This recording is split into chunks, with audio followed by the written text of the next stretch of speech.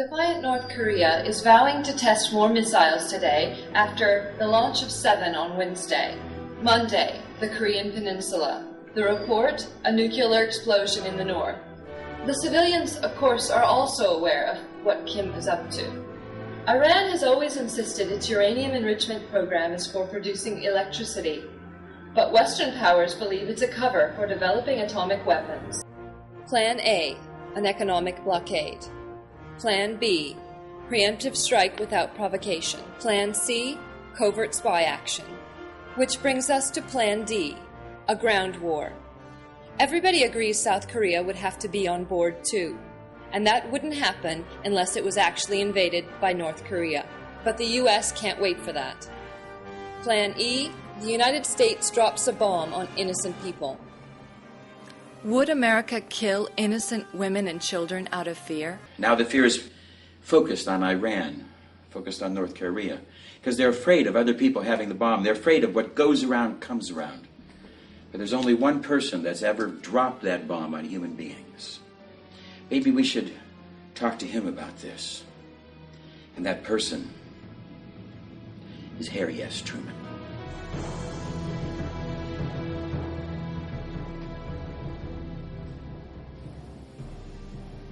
Where am I? What is this? I'm the angel of God. And God has given me a mission to take you to war crimes trial for Hiroshima and Nagasaki, for you to answer for your crimes. We're going to have a special trial for you. The prosecution has been hired, a defense. And that same yardstick that you developed for the Nuremberg trials, because you wanted to end the future implications of war crimes. Nuremberg, 1945, the end of World War II. A trial designed to end horrendous war crimes. Designed to ask the question why, to ask the question how, and to stop these horrendous war crimes. Robert Jackson was picked as the prosecuting attorney. And his lead counsel was able to address why and how the Germans did it. For crimes against the peace of the world imposes a grave responsibility.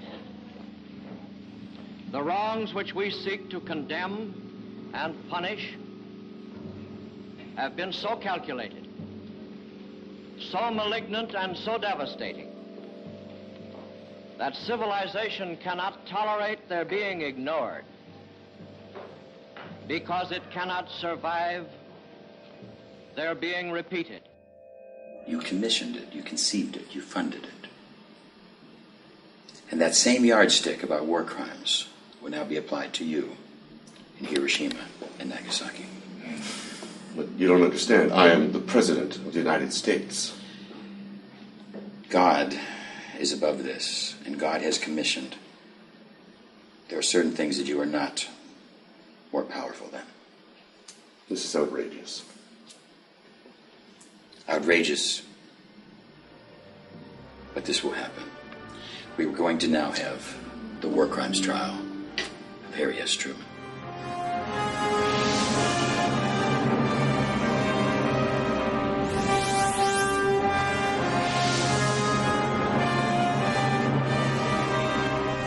What's at stake in this trial is that for every innocent child you killed, that innocent child should have lived approximately 75 years. You will spend that 75 years for each child that you killed, each innocent child. You will spend that time in hell. You mean 75 times the number of children killed? Yes. Thousands of years? That will all come out in the trial.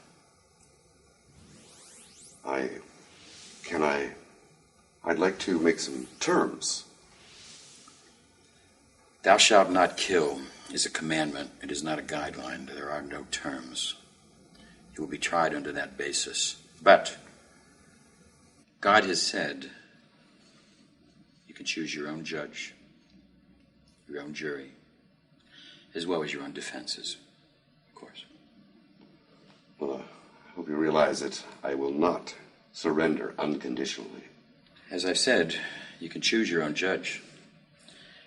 I believe that your own mother would have to say, you fucked up bad, you fucked up real bad. I think that she would have a guilty verdict.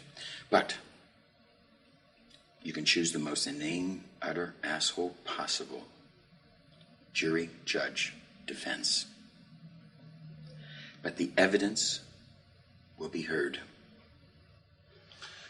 I will choose them all, and I will not surrender to you or anyone, for I am still the President of the United States. This court will be held to the finest level, and you will be given every chance. I'm ready. All right.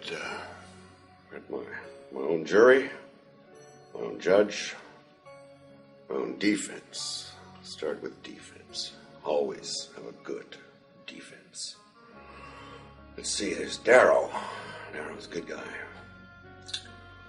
Oliver Wendell Holmes. Oh, no. I know the guy. Who's gotten more criminals off? And what better attorney to have than that Italian guy, Alfredo Capone? Yeah, I want Alfredo Capone.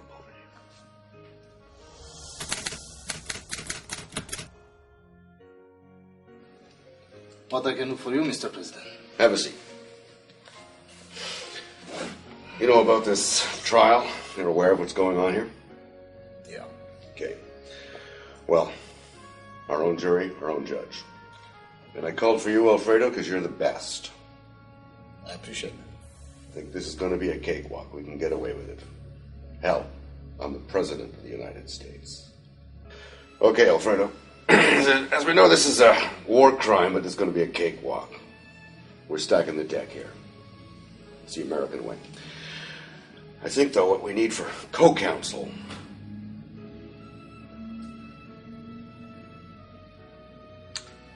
A darkie. A darkie. Mr. President, James Long. Nice to meet you. Have a seat. Okay, this is looking good. An Italian, a darkie, a Jew. Perfect. I got a woman Jew. A woman Jew. I said you were the best. Mr. President, Martin Clark. Nice to meet you. Well, Mr. President, would you like the good news or the bad news? There is no bad news. Marcy? We've seen the witness list, and their testimony is quite astounding. I know, but we're in charge of the jury. That's the good news. That's the good news. What do you think, Alfredo? I can make a defense, Mr. President, but the jury is but. So we're laughing. All the way to the bank. Mm-hmm. As you said, it'll be a cakewalk. Let's go. Captain Kidd, he killed men for gold. Simon Gertie, the renegade, he burned men for gold. Governor Dale, he broke men on the wheel. Asa, Black Monk, he choked him to death. Floyd Ireson and Steve Bonet, the fiendish butchers. Walter Butler, king of the massacre. Big and Little Harp, robbers and murderers. Peach the cutthroat. Morton the vicious lawyer. And General Benedict Arnold. You remember him, no doubt. The jury of the damned. Dastards, liars, traitors, knaves.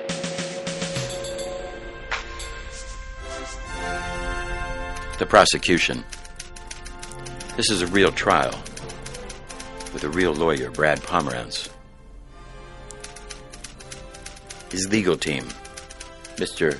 Ichiban Moto, number 1 from Japan. Jennifer Browning. Stephen Chase. The trial we're about to see is going to be real and unscripted. The prosecution will present their case.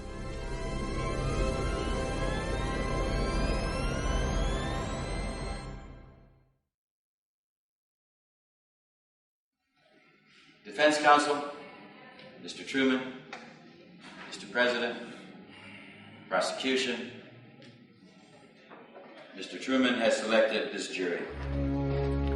He selected this jury specifically because they were the most pro-American, idiotic assholes he could find, who would always feel their president right or wrong. He thought that these people would vote for him.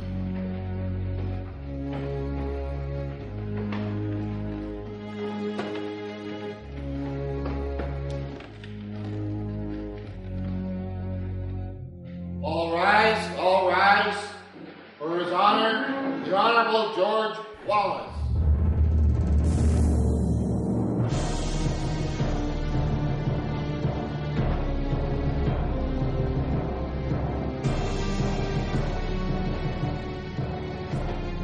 Court in session.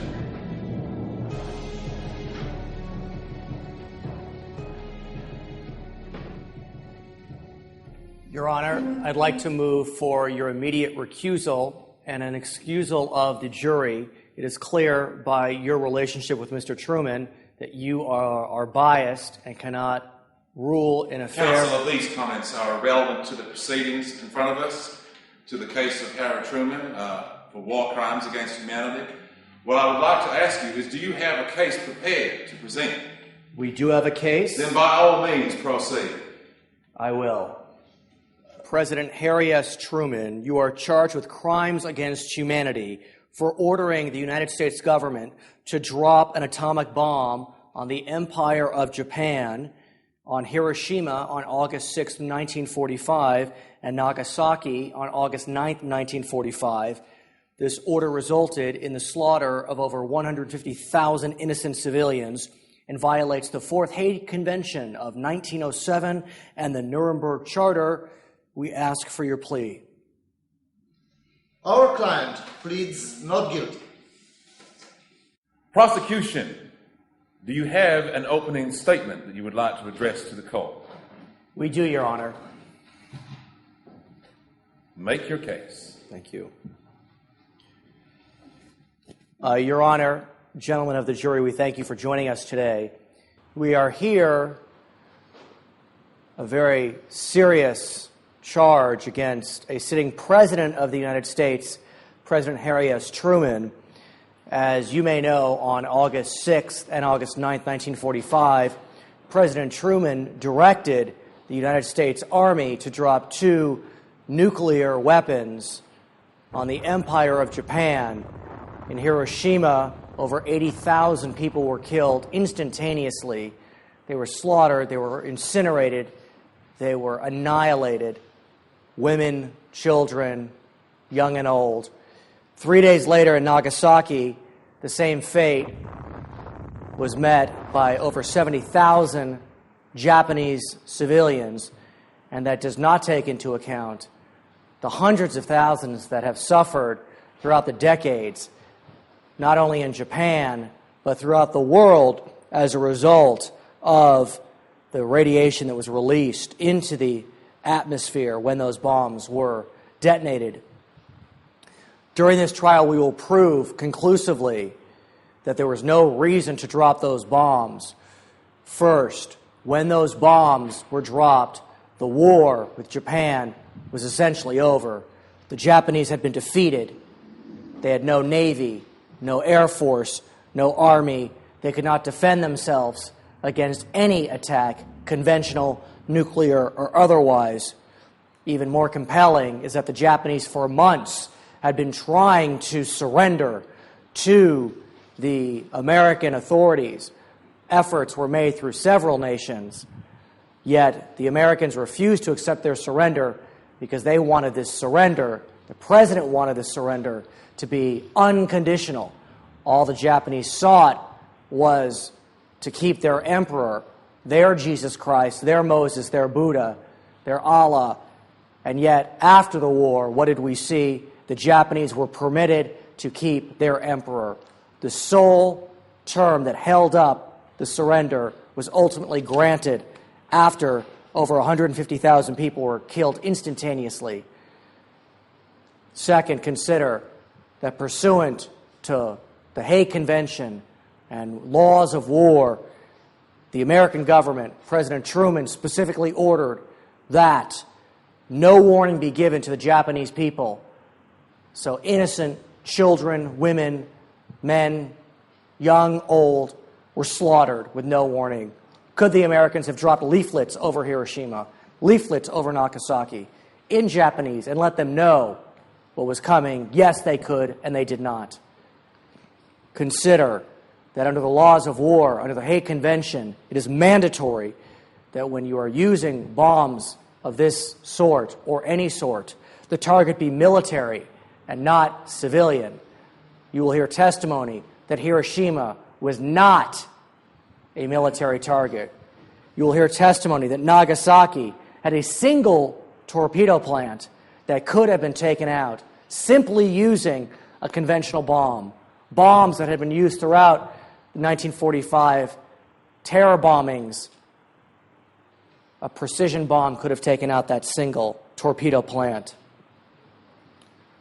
During the trial, you will learn and come to realize that President Truman has defiled the name of America, that the war crimes of Hiroshima and Nagasaki have left a stain on the American psyche, on the American morality, on American humanity, and never will America be able to recover from the knowledge that it is, and to this date, the only nation to have used the vicious nuclear bomb against another people.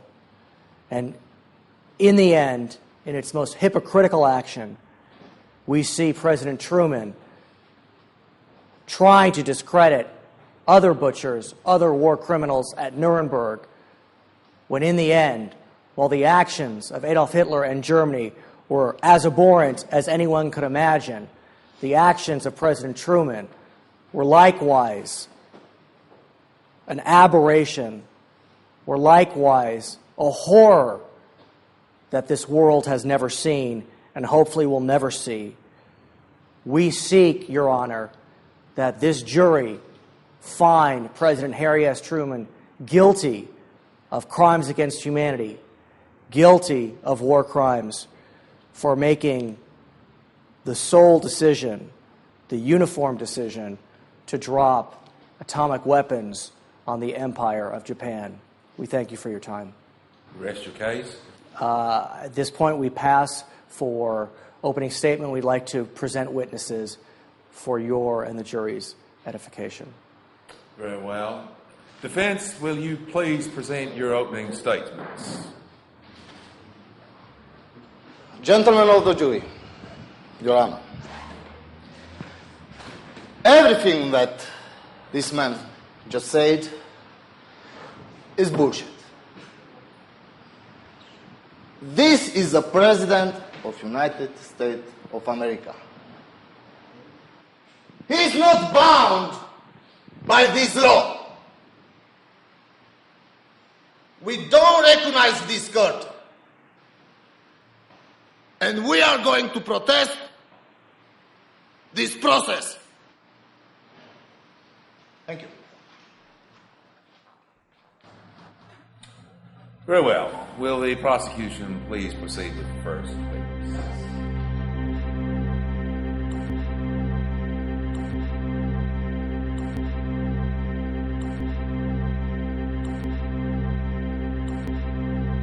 Your Honor, I'd like to call our first witness for the prosecution, Ambassador Joseph Grew.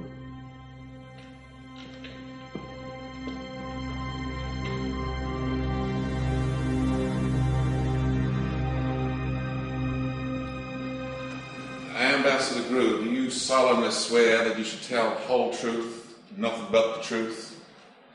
I do. May I proceed? Thank you, Your Honor. Mr. Grew, what was your position with the United States government from 1932 until the end of 1941? I was the ambassador to Japan. What was your position with regard to the Japanese desire to surrender to the Americans?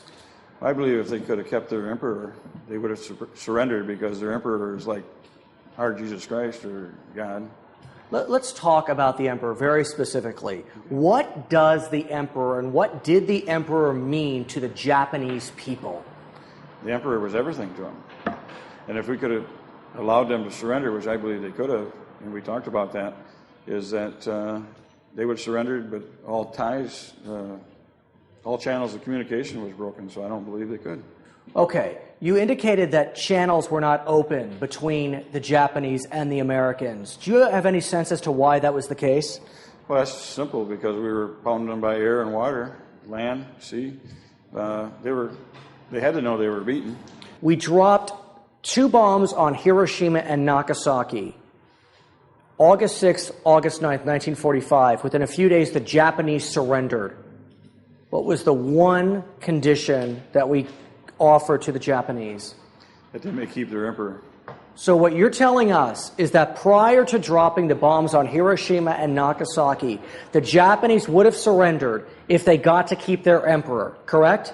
I believe so. And then we dropped 2 bombs, and they surrendered, and the one thing we let them do is we let them keep their emperor. Absolutely. In your mind, what does that say to you about the decisions to drop the bombs on Hiroshima and Nagasaki? It was ludicrous. My co-counsel has a question for the witness, sir.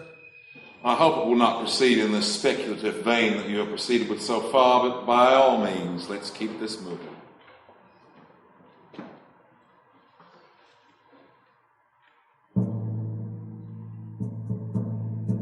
Do you not consider the bombing of Hiroshima and Nagasaki a war crime? Absolutely. Thank you. Objection, Your Honor. These men opinions mean nothing. Objection sustained. The ambassador has clearly taken leave of his senses, but I would like to see what the defense has to say. Do you have any questions for the witness? We do, Your Honor. So, Mr. Grew, were you part of the administration when the bombs were dropped on Hiroshima and Nagasaki? No, I wasn't.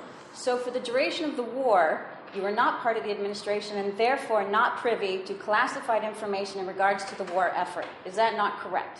That's correct.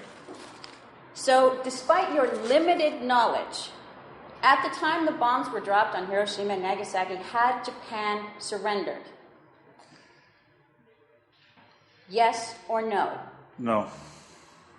And again, despite your limited knowledge, were American soldiers still being killed in combat at the time the bombs were dropped on Hiroshima and Nagasaki? Yes or no? No. So I guess despite your limited knowledge, you were unaware that 5,000 American soldiers were killed prior to the bombs being dropped on Hiroshima and Nagasaki. It's possible. No further questions, Your Honor. Witness, you are excused. Your Honor, I'd like to call Ambassador Molotov to the stand, please. Please do.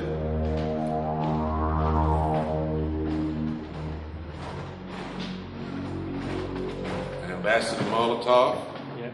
Do you swear on the Holy Bible to tell the truth, the whole truth, and nothing but the truth? I promise all the truth. You may proceed with your question. Thank you, sir. Please be seated. Ambassador Molotov, toward the end of the Second World War, were you the ambassador to Japan from the nation of Poland? Yes. And as ambassador to Japan, were efforts made by the Japanese Empire to surrender to the American government? Yes. Ambassador, did you speak with officials of the Objection, Your Honor, please. The prosecution requests that you instruct the jury to pay attention. This is critical testimony to our case. Objection overruled. I will decide when the jury is paying and not paying attention. From what I can see, they are most alert. Please continue with your cross-examination. My patience is wearing thin. Ambassador, did you work with officials of the Empire of Japan to surrender, to effectuate the surrender to the American government? Yes. And were those efforts successful? No. Were efforts made by the Empire of Japan through Portugal, through Sweden, through Russia, through Germany to surrender to the Empire of Japan? I don't know. The Japanese had one condition to surrender, to keep their emperor. Is that correct, sir? Yes. After 2 bombs were dropped on Hiroshima and Nagasaki, did the Americans allow the Japanese to keep their emperor? Yes. I have no further questions, Your Honor. Very well. Any questions from the defense? None? You're dismissed, Ambassador Molotov.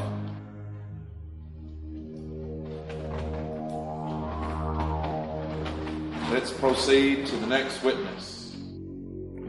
Your Honor, I'd like to call Nagy Laszlo to the stand, please. Nagy Laszlo, Hungary. By all means. Hungarians, Polacks, the gangs all hail. Please. Nagy Laszlo, do you solemnly swear on the Holy Bible to tell the truth, the whole truth, and nothing but the truth? I swear. Please proceed. Mr. Laszlo, what is your profession?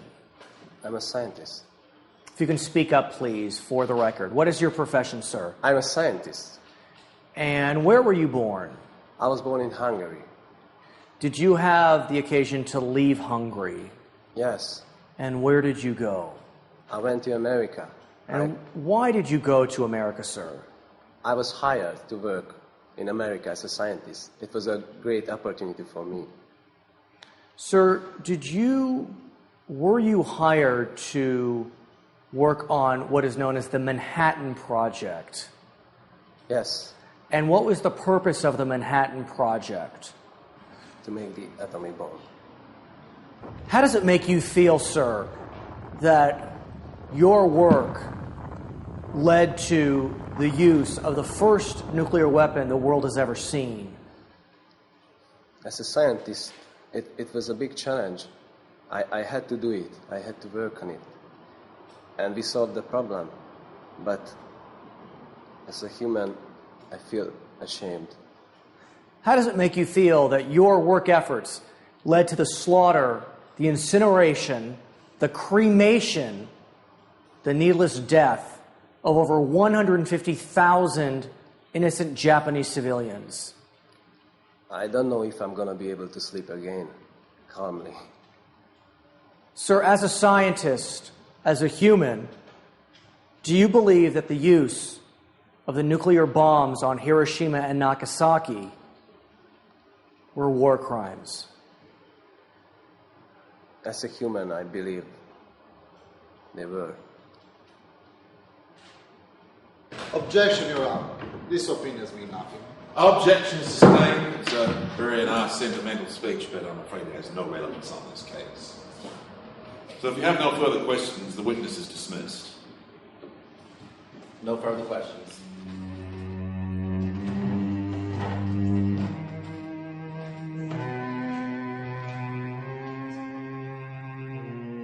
Your Honor, I'd like to call President Dwight D. Eisenhower to the stand, please.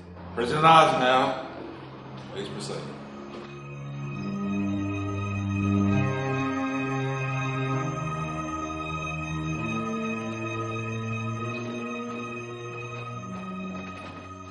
President Dwight D. Eisenhower, do you swear on the Bible before you tell the truth, the whole truth, and nothing but the truth? I do. You may proceed with your questions. President Eisenhower, during World War II, were you the general of the armed forces for the Atlantic Theater? I was. And in that capacity, did you have primary control over American war efforts in Europe? I did. And we thank you for those efforts and that successful victory against Germany.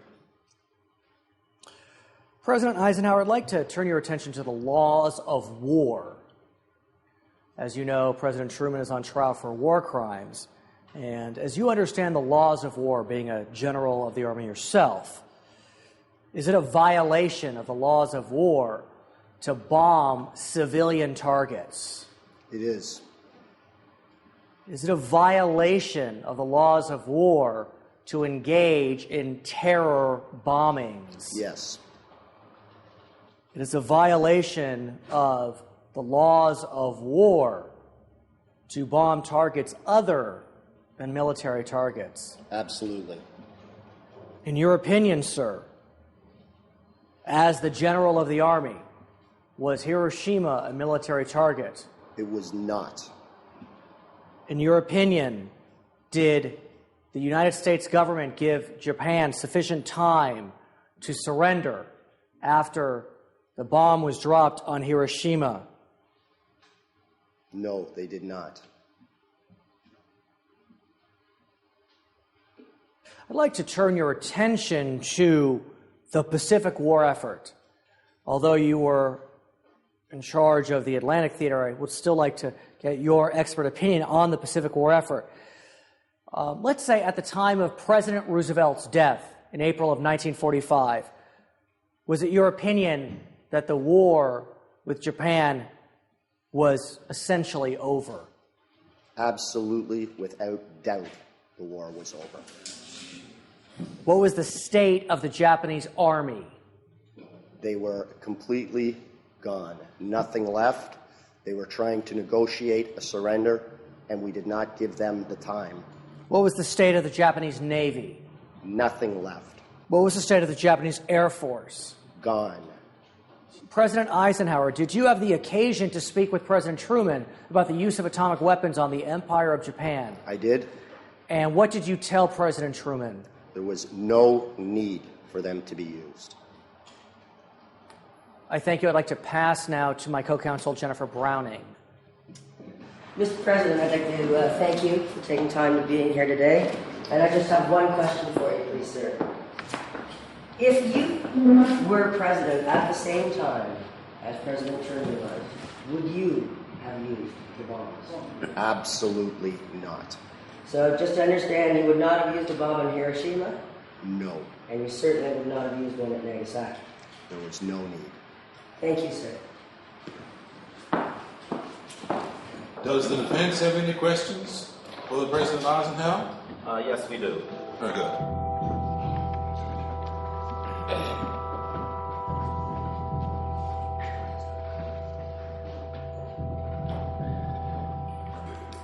Thank you, President Eisenhower, for ending the war in Germany by bombing and firebombing Dresden and the rest of the German cities. Now, at any time, were you in the intimate circle in Truman's administration in the Pacific? I was not. So you had no classified documents or classified information to the situation? In fact, I did, and there was still no need for the bombing of innocent people in Japan. Had Japan surrendered by the time the first A-bomb was dropped on Hiroshima? They were actively trying. The United States did not give them time. Did they give us any warning when they bombed Pearl Harbor, Ike? Do you remember that day? Do you remember that day of infamy? They did give us 24 hours notice. It was a military target, and 7 innocent people died. Hiroshima had over 200,000 innocent people. I saved thousands of American lives that day, Ike. Truman, order in the court. Please behave in a presidential fashion. Thank you. Undignified. Thank you, Your Honor. Now, the fact still remains, Mr. Eisenhower, that American soldiers were still being killed in the Pacific. Yes or no? No American soldiers were being killed in true war fashion. And what do you consider true war fashion? When we are in a state of war. Japan had virtually surrendered at that time. Thank you, Mr. Eisenhower. No more questions. This man is a murderer. He killed We were at war, thousands of innocent people. I will have order in my courtroom. President Eisenhower, you are dismissed. Objection, Your Honor. Objection overruled. Sit down. Sit down, madam. Objection overruled. Bring on the next witness. Your Honor, at this time, the prosecution seeks to call Frederick Ashworth. Bring him on.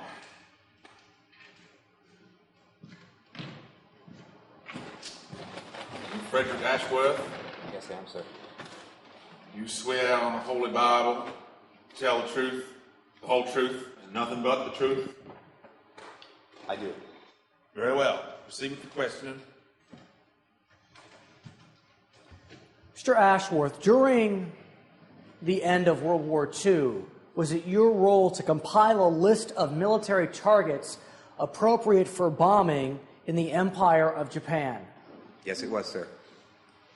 At that time, was the city of Hiroshima placed on this list as a military target? No, sir, it was not. At the time that you compiled this list, was the city of Kokura a military target? Yes, sir. And why was Kokura not bombed? As far as I know, sir, the conditions were not right, and the planes flew off to their secondary target.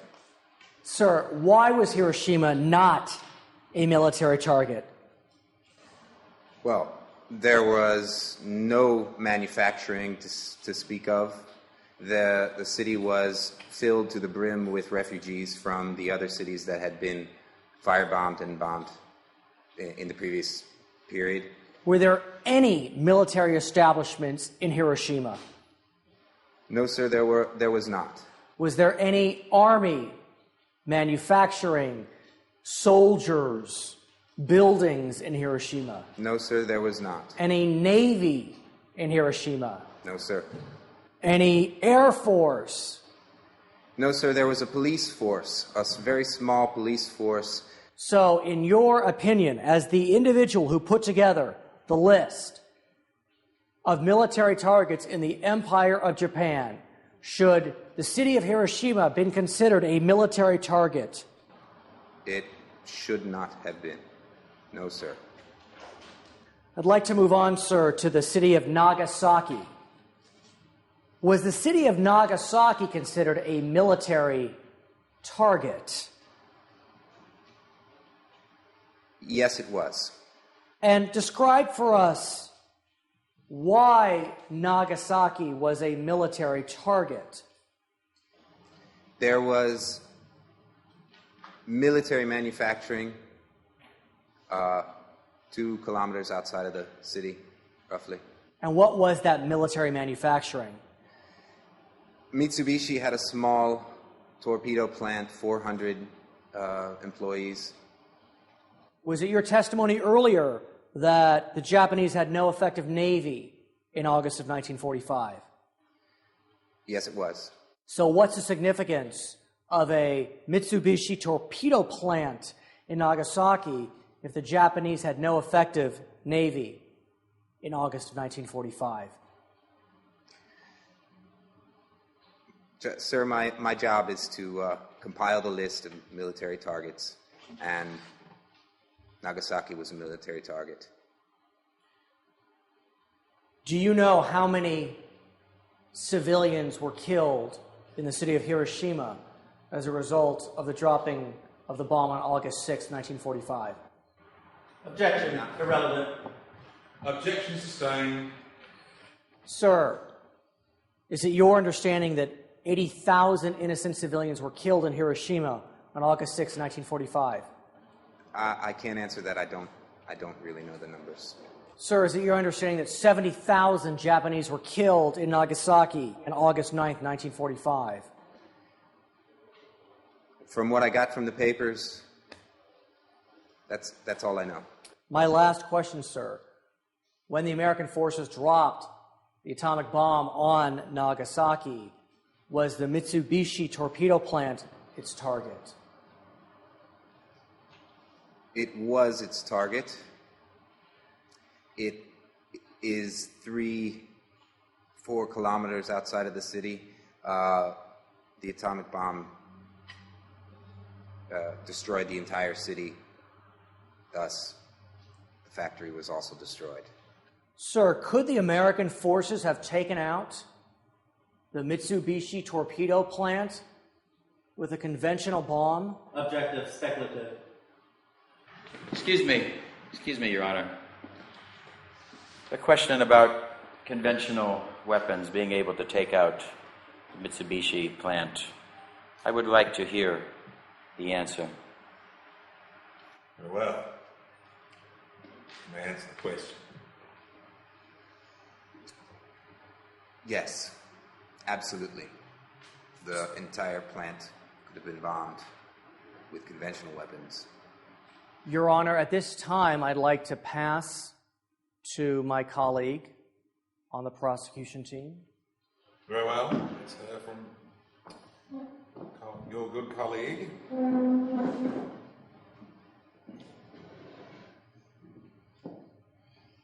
You have just confessed that it could have been prevented. Yes? Yes or no? Yes, Objection, Your Honor. It's repetitive. Objection sustained. I must know, how do you feel as a human being? How do you feel? Enough of this, please. Please sit down. You are dismissed. You may leave. 70,000 people died. Please sit down. Order in the call. I will not have any more of these outbursts during this proceeding. If the prosecution cannot contain itself in these proceedings, I will have to disbar members of the prosecution from this courtroom. Defense, do you have any questions for the witness? We have no further questions at this time, Your Honor, but we would like to reserve the right to recall the witness. Of course, that reservation, that right is granted to you. Thank you. May we have the next witness? You may leave the court. Thank you. Your Honor, at this time I'd like to call to the stand Henry Stimson, please. Very well. You are Mr. Henry Stimson? I am, sir. You swear on the Bible to uphold the truth, the whole truth, and nothing but the truth? I do, Your Honor. You may proceed with your line of questioning, counsel. Mr. Stimson, at the time that President Truman assumed the presidency, what was your role in the United States government? I was the Secretary of War under the Truman administration. And you had the opportunity to speak with President Truman about wartime strategy, correct? I did. And did you express concern to Mr. Truman about the terror bombing campaigns against the Empire of Japan? I said to President Truman my main concern was that we were going to outdo Hitler in the atrocities of war and the killing of people. At that time, are you aware of how many residents of the city of Tokyo were killed as a result of terror bombings by the American government? The reports shattered me that we had seen over 200,000 people killed in firebombs. Did you have the opportunity to speak to President Truman about surrender efforts by the Japanese? I had informed President Truman that the information had come to me that the Japanese were prepared to surrender with some very understandable terms. Was it your position that the Japanese should have been permitted to surrender prior to the dropping of the bombs on Hiroshima and Nagasaki? Absolutely, and it sickened me that they would not move forward with this surrender. What was the one condition that the Japanese were putting forth with regard to surrender prior to the dropping of the bombs on Hiroshima and Nagasaki?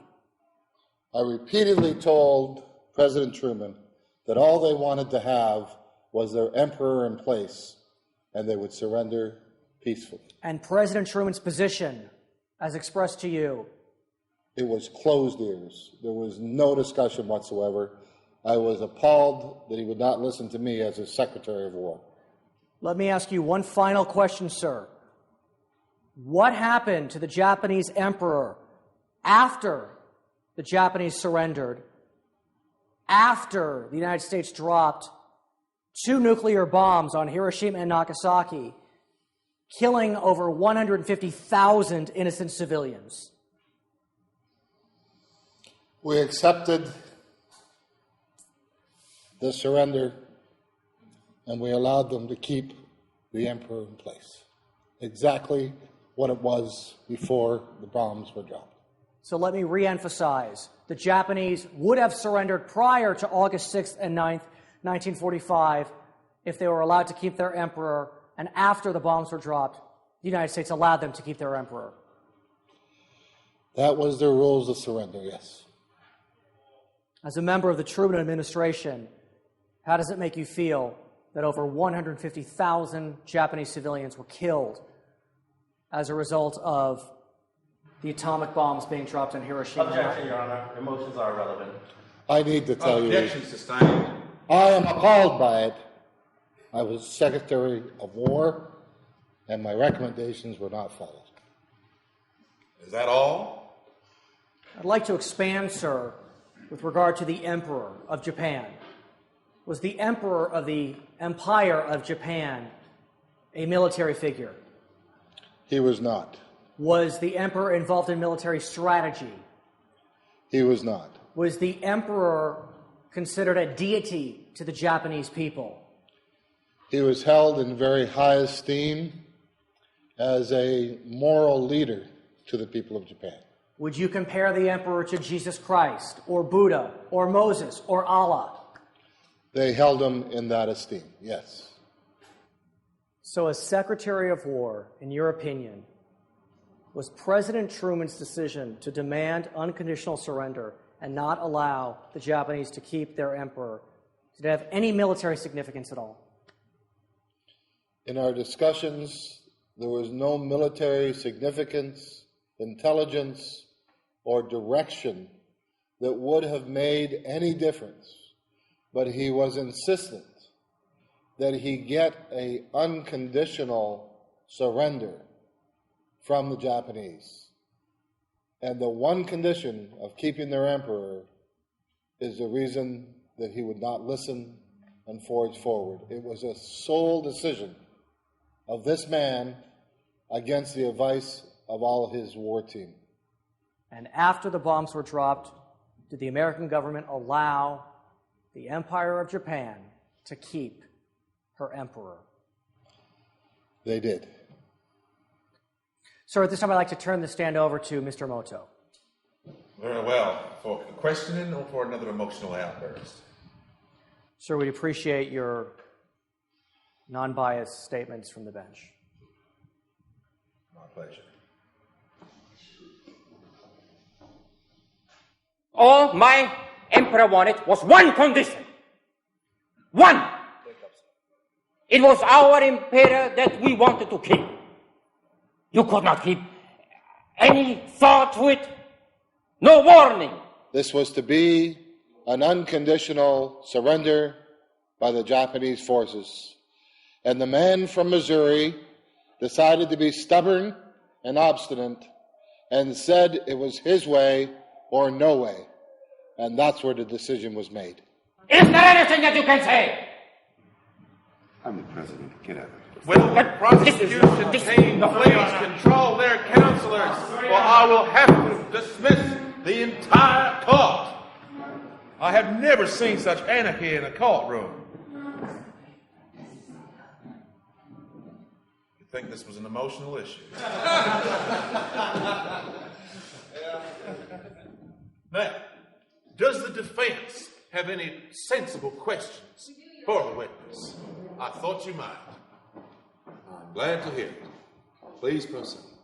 So, Mr. Stimson, you said in your testimony that the Japanese people hold the emperor in very, very high regard, but he had no effect on the military. Is that correct? That's correct. So, as a moral stature to the Japanese people, he had no influence over the slaughter and torture of American soldiers, and he had no influence over the Japanese slaughter of the Chinese people. Is that correct? I wouldn't Heaven know that. forbid the United States demand an unconditional surrender from such a nation.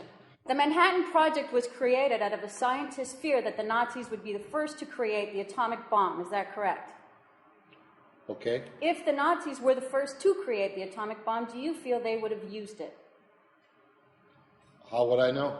Objection, Your Honor. If the witness has no mind-reading abilities, this is ridiculous. Objection overruled. Please continue. I'll move on with my questioning. If the Japanese had been the first to build the atomic bomb, do you feel they would have used it? I don't know. At the time the United States dropped the bomb on the Japanese city of Hiroshima, had Japan officially surrendered? They had not. They had attempted to. They had not surrendered. Yes. They had attempted to, but yes it was an unconditional. Or no. Unconditional. Yes or no, Mr. Simpson, had Japan officially surrendered? They had attempted to. So the answer is no. They had not officially surrendered. It had not been accepted. No. Were you aware that American soldiers were still dying in combat prior to the bomb? Of course I being dropped on was. Hiroshima? I said to the No further president. questions, I said to Your the president that we had to go through. Thank you very much. We have all that we need for your testimony. Thank you very much. You are excused. Paul. Very disappointed in you, Henry. At this time, the prosecution would like to call Dr. Aaron Silverberg to the stand. Very well, little lady. Come to the stand. Silverberg. Is your name? My name is Dr. Aaron Silverberg. Well, you swear on the Holy Bible to tell the truth, the whole truth, and nothing but the truth? I do. Very well. Please proceed with your question. Thank you, Your Honor. Dr. Silverberg, could you please explain to us the condition of the president? Well, I have not fully diagnosed this as a condition, but on several occasions I noticed the president was not quite right. And I believe that this came about because he used to be in the haberdashery business. And as we all know, the mercury is used extensively in the manufacturing of hats. And this vapor created a condition that today we would call mercurius encephalospondylitis. This is a medical condition. Yes, it is.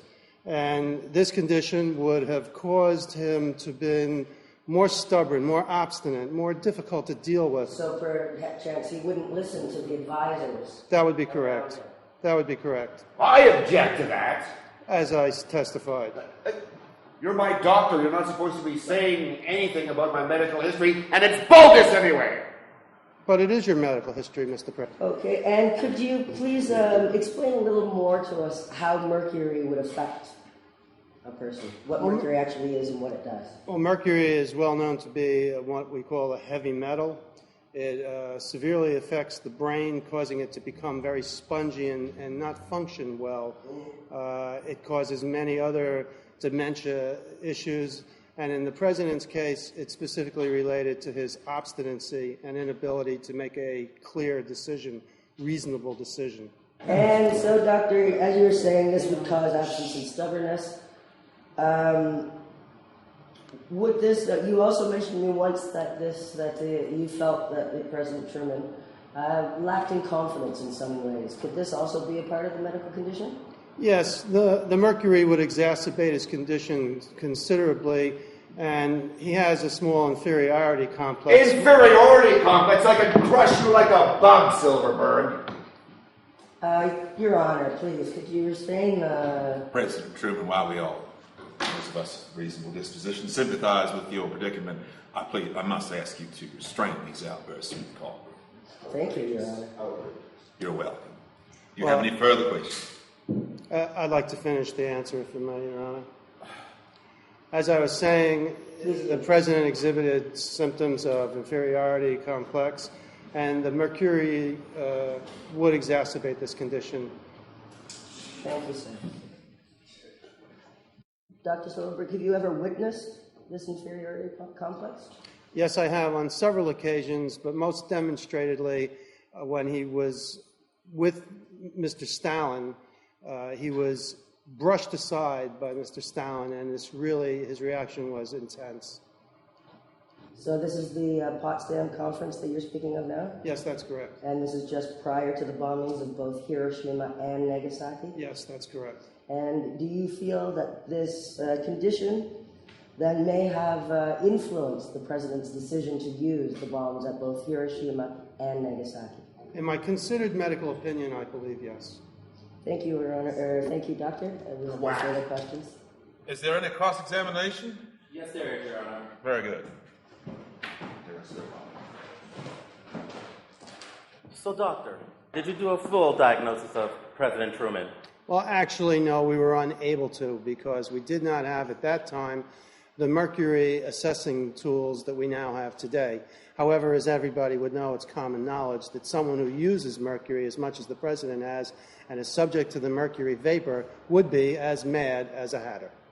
So virtually, in our society, we use the term mad as a hatter because virtually everybody that makes hats and is subject to the mercury vapor becomes mad.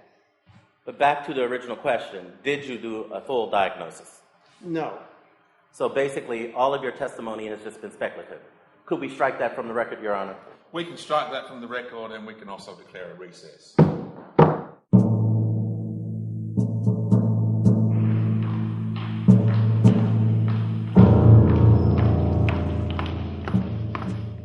Hell of a scene in that courthouse out there, Harry.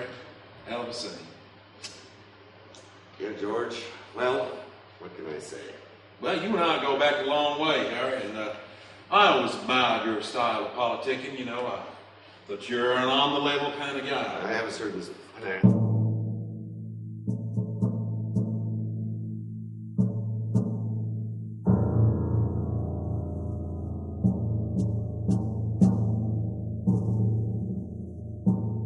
You had a certain panache, but, you know, I have to tell you that aside from the fact that we bribed the jury beyond the wildest dreams, that any other court, any other land, any other dimension, you know, you'd be found guilty. And I think this case is solid.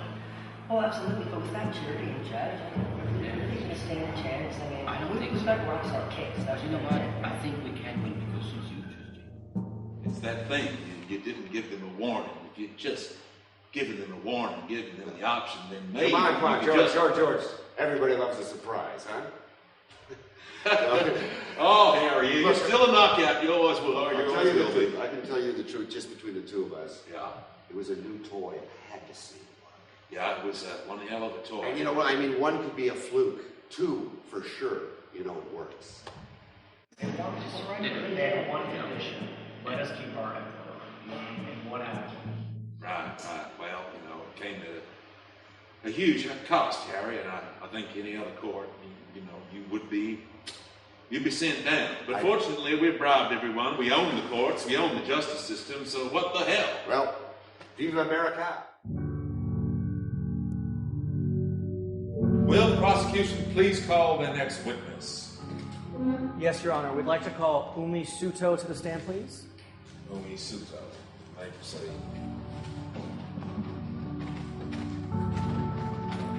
Miss Suto, do you swear on the Holy Bible to tell the truth, the whole truth, and nothing but the truth? Yes, sir. Very good. You may begin.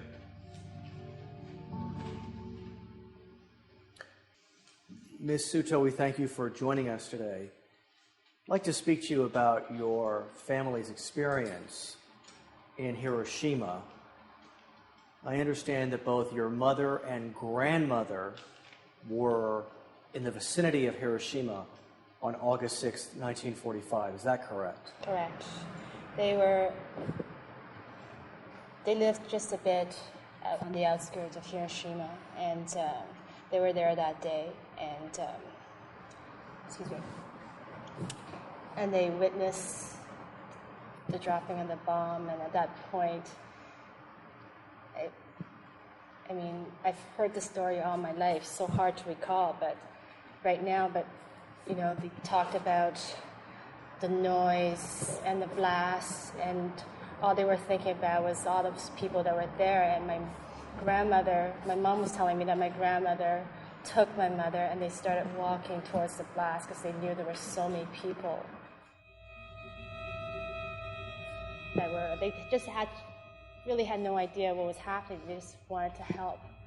So they're walking towards the site, and my mom recalled she was telling me that it started raining, and at first it was just rain, and then it started turning dark, and it was like black rain, and it was dropping all over my grandmother.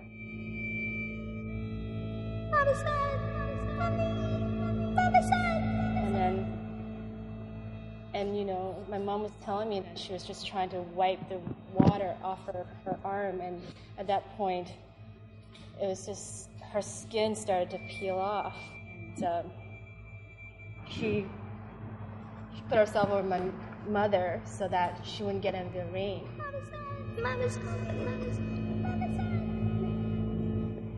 And at this point, they wanted to help, but she just couldn't. And my grandmother passed away about 10 days afterwards due to the radiation. Could you describe what was happening to your grandmother's hair over those 10 days, those last 10 days of her life? My mom just told me that it was just falling off very quickly, just patches of it. And when she died, it was like her body has gone to a point of no recognition hardly, because she had so many burns and she was just... Did your mother mention that there were maggots eating away her flesh in her final days? Yeah, she said it was just... sometimes my mom just couldn't tell me all the details of it, but it's just she just told me that also. Did your mother mention that her skin started to turn purple and then red and then white? And as you understand it, the black rain was actually concentrated fallout, practically pure radiation eating away at the flesh of your grandmother and other residents of Hiroshima? Yeah, when I was a child, I had no idea, but yeah, I do now. I'd like to turn your attention to your mother. I understand that after the blast in Hiroshima, your mother started to experience ill health almost immediately, proceeding through the rest of her life. Could you describe her medical condition? As far as I can remember, we were in and out of hospitals. My mom was never well. It was not only the physical part of it, but it was also the trauma of living through what happened and to witness her mom deteriorating that way. And it's something that I had to live with when I was a child every single day. And it was really tough to watch my mom suffer that way. And it's just, but really it was just, all my life was like that. It was like in and out of hospitals, and she had all kinds of cancers, and it was just suffering. It was just long time. And eventually she passed away, but it was just with us every single day. And it's just, I'm sorry, it's just hard to describe. It's something that you live with, and it's just something. I understand you personally have had medical consequences as a result of being the offspring of a victim of Hiroshima. Yeah, I can't have children. It's something that I have to deal with, but it's also, I have accepted it because it's just something, it's the legacy of what happened. So let me understand this. You were born after the blast at Hiroshima. Yeah, correct. Many years after, your mother gave birth to you after Hiroshima, and you, a successive generation, cannot reproduce. You are sterile. You are not fertile. That's right. How does that make you feel?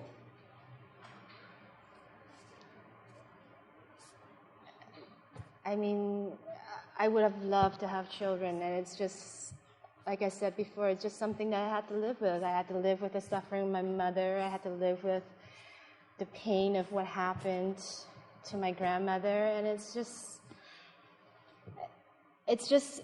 makes me angry. There's nothing, it was something that was done to me even before I was born, so there was nothing I can do about it. Yeah, I feel angry, I feel sad, I have all these emotions, and it's just like... And as you understand it, could this infertility affect other people in your family if a sibling had a child, could their child be infertile? Could their child get leukemias? Could their child have learning disabilities? How is this affecting successive generations of Japanese? Yeah, it's affecting everyone that was there, every family, every child that was there, and every. No more. When will you see what this devil? There is no other expression what you have done. Do you not see what you have caused? Is it impossible for you? You must have a heart. Sit down, please. Prosecution, please, control. This is not a jury, this is a farce. Will you please control yourselves?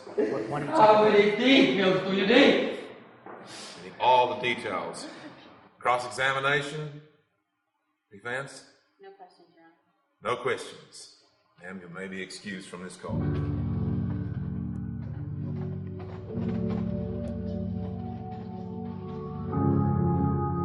The next witness? We'd like to call Maria Stoffi, please.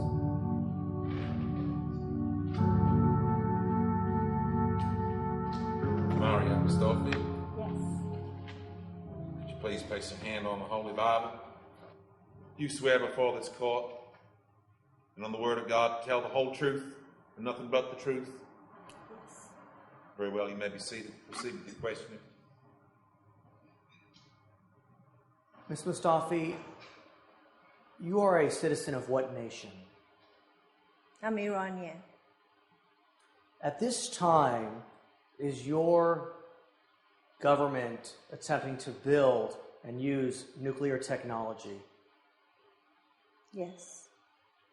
And are you aware of the Americans' position on Iranians' use of nuclear technology? Yes, I am. And to your understanding, what is the American position with regard to Iranian use of nuclear technology?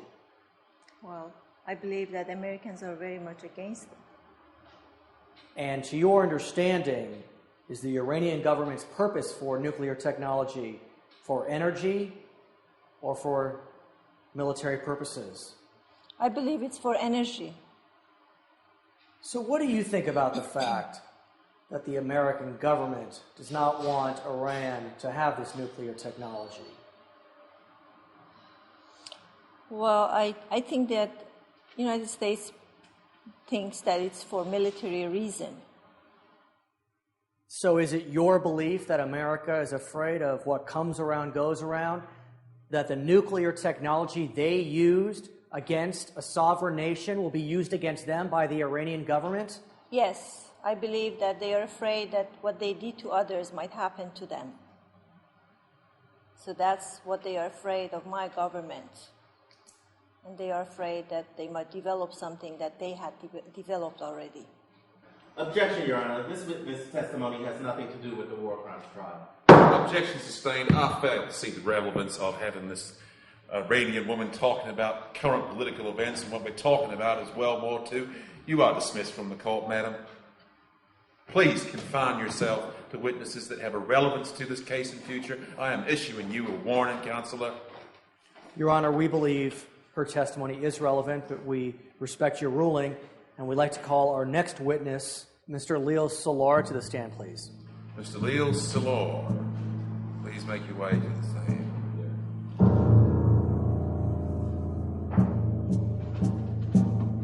Mr. Solar, do you swear on the Holy Bible to tell the truth, the whole truth, and nothing but the truth in front of this courtroom, so help you God? I swear. Very good. Begin. Please be seated.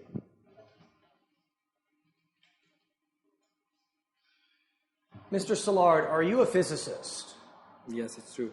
And you were born in Hungary, is that accurate? Yes. Now, you received your education at the University of Berlin? Correct. And was one of your professors Albert Einstein? Yeah, he was my partner.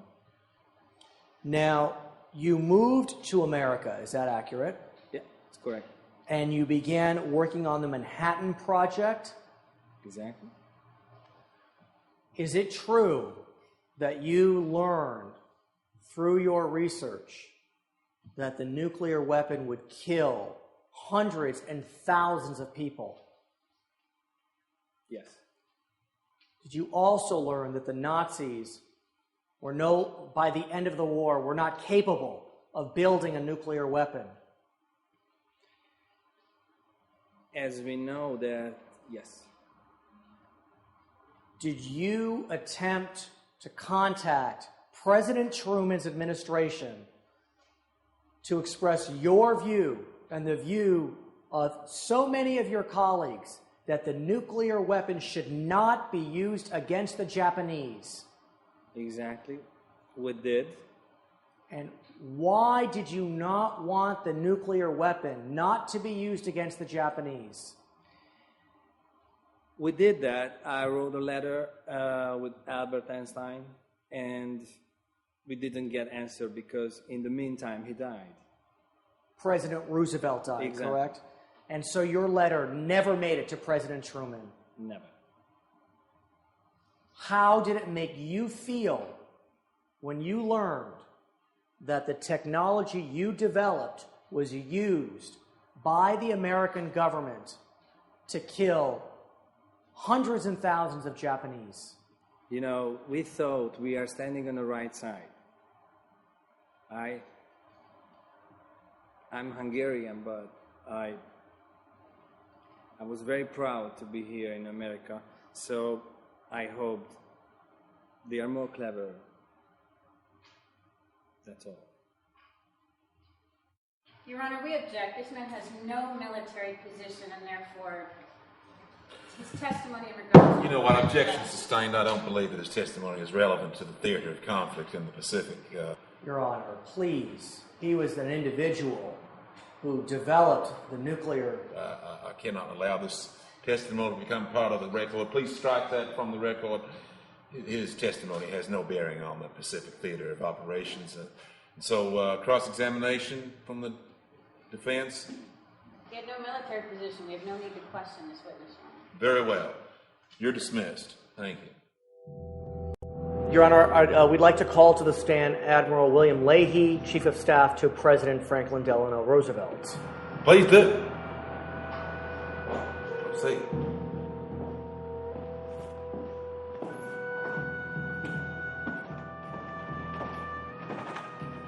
Admiral Leahy, place your hand on the Bible. You swear by Almighty God to tell the truth before this court, the truth, the whole truth, and nothing but the truth? I do. Very well. Please sit down. Your Honor, I would like to make a statement before we begin. Very well. Go ahead.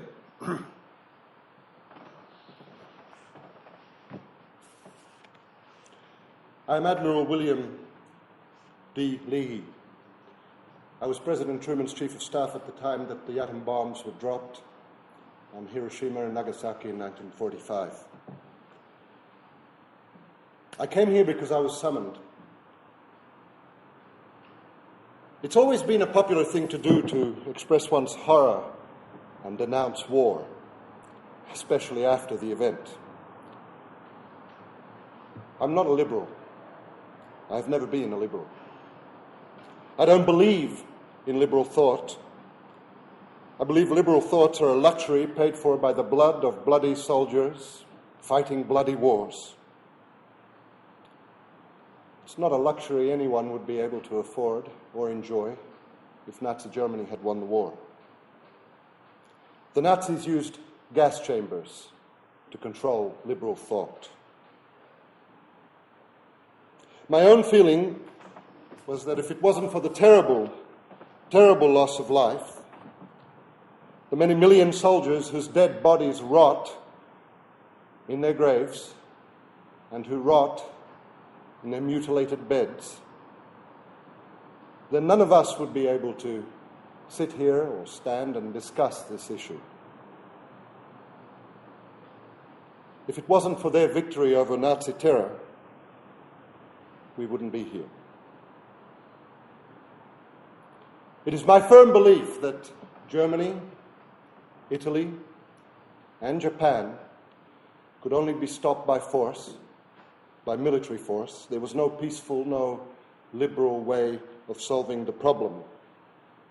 We fought to stop barbarism. We fought to stop atrocities.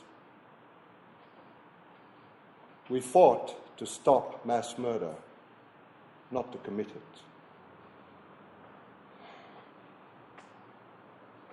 Again, I say, I am not a liberal. I believe in war. But I was never taught to do war in this fashion. I don't believe we can win wars by destroying women and children.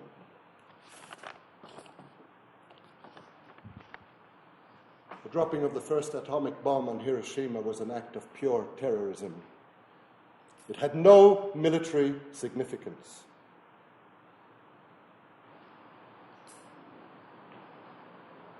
The dropping of the second atomic bomb,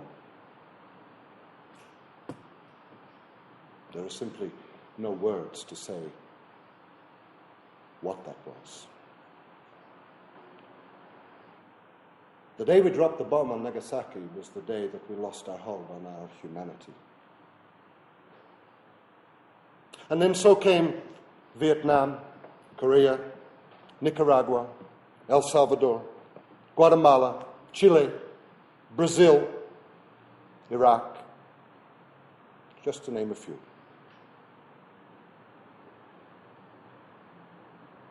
Today, Your Honor, I am ashamed to be an American. I was President Truman's Chief of Staff, and I hold myself responsible. And if I am responsible, then so is he.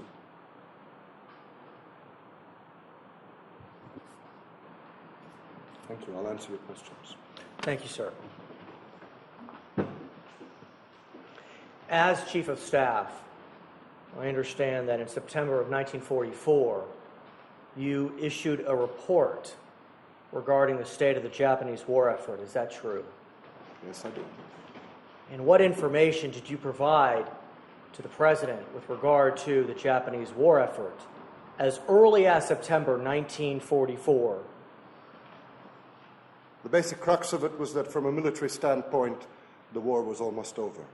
They had no land mass, they had no naval force to speak of. Basically, that there was nothing more to do than to negotiate surrender. Did President Truman make any efforts to enter into extended negotiations with the Japanese prior to dropping the bombs? No, sir. He was very keen to prove himself to the Russians. I'd like to turn your attention to the firebombing of Tokyo. By May 1945, is it true that the Americans from the island of Okinawa were essentially firebombing Tokyo on a daily basis? Yes, it's true. And is it true that 200,000 Tokyo residents were killed as a result of those daily firebombings, B-29 bombers destroying the city? Yes, it's true. And as the capital of the Empire of Japan, did these daily firebombings of Tokyo essentially end the war for the empire? I think the war had ended long before that. But was this not, if it hadn't ended before, the final nail in the coffin for the Empire of Japan? Yeah, I would have to agree. And in addition to bombing Tokyo daily, were they not bombing cities up and down Honshu, the main island in Japan? Yes, we were. We were finding it difficult to find targets. So in fact, when President Truman chose to drop 2 nuclear weapons on Hiroshima and Nagasaki, was the war even ongoing? Hadn't the war ended by that point for all intents and purposes? The Second World War had. And is it not true that one of the reasons for using Hiroshima and Nagasaki is because there were no cities left? We had so decimated the Empire of Japan? We had a primary and a secondary target when we dropped the bomb on Hiroshima, and we had 3 possible targets when we dropped it on Nagasaki. They were the last 5 cities that were untouched. So, sir, what do you mean when you say World War II was already over? I mean, America was warming up for World War III. We were trying to scare the Russians. Let's talk about scaring the Russians. Why do you believe the Americans used the bombs on Hiroshima and Nagasaki? Was it to end the war with Japan, or was it to send a signal to the Russians? Don't mess with the Americans, look what we got. It's a complex question, and there is a complex answer. The simple answer is yes, I believe that. I think we could have got away with bombing Hiroshima. Hiroshima was a little bit of an experiment. We've never used such a bomb. Nobody ever used such a bomb before. And I suppose in the perverse way, it was our way of seeing what effect it would really have on human beings. But as I said in my statement, if we can call the first bomb an act of pure terrorism, then, as I said before, I have no words for the second bomb. So it's your view, sir, that the second bomb was merely a way to signal to the Soviets, we didn't just have one, we had another sitting back in our arsenal. It was a way of signaling to the whole world to watch out. And do you believe, sir, that waiting 2, maybe 3 days between Hiroshima and Nagasaki gave the Japanese enough time to digest and surrender to the Americans? The only reason we waited 3 days is because we had to. If we didn't have to, we would have dropped it the next day. But yes, in answer to your question, I believe waiting 3 days is not a long time, and not enough time, especially when all communications were cut off in Hiroshima. It took 24 hours for news of what was happening in Hiroshima to get out even to local authorities. So yes, 3 days is a very short time. Did the military leadership in Tokyo even know how severe the damage was in Hiroshima on August 9th at 11:02 a.m.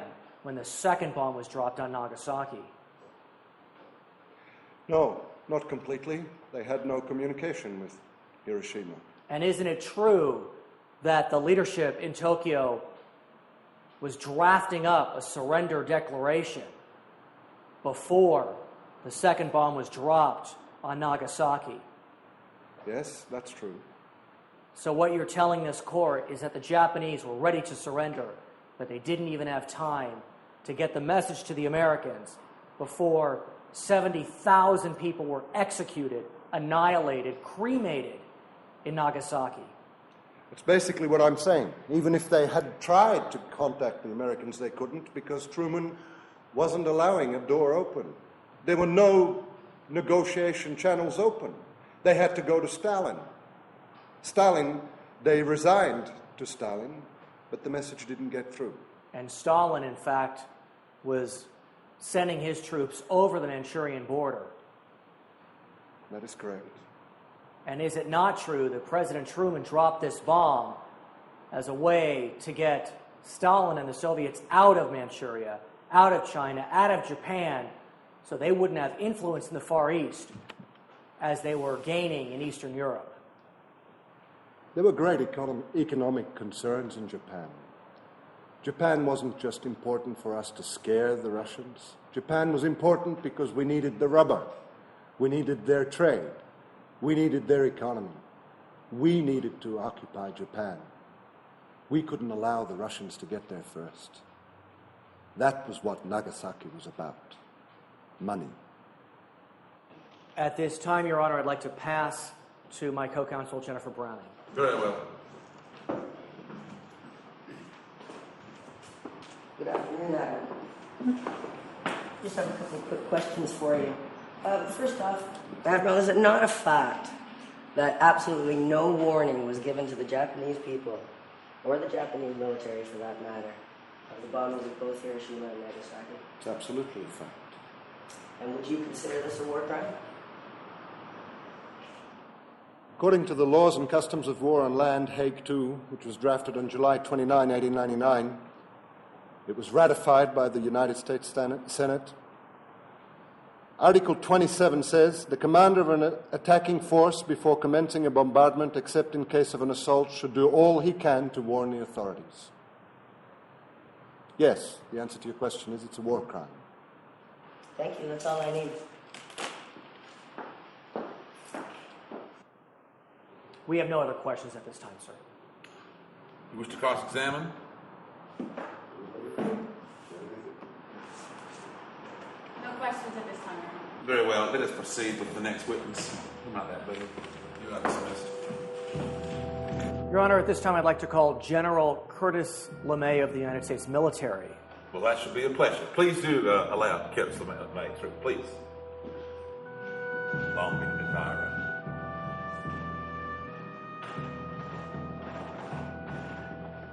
General Curtis LeMay, please place your hand on the Bible. Do you swear before this court to tell the truth, the whole truth, and nothing but the truth?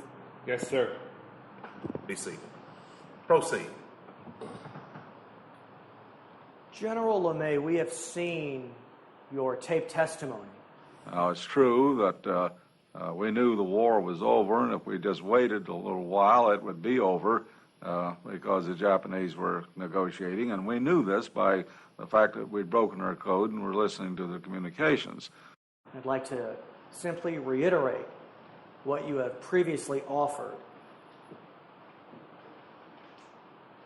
On July 30th, 1945, a week before the bombs were dropped on Hiroshima and Nagasaki, was the Empire of Japan defeated? Yes, it was. In the tape we have just seen, did you not state that the American government had broken the code of the Japanese government? Yes, we did. We were part of that code breaking. We knew fully well what was going on. So is it your testimony that the American government knew prior to dropping the bombs on Hiroshima and Nagasaki that the Empire of Japan wanted to surrender? Well, yes, we did, sir. So, do you believe, in light of the fact that we knew that the Japanese wanted to surrender, that there was absolutely no reason to drop 2 nuclear weapons on the Empire? We did not drop those weapons without reason.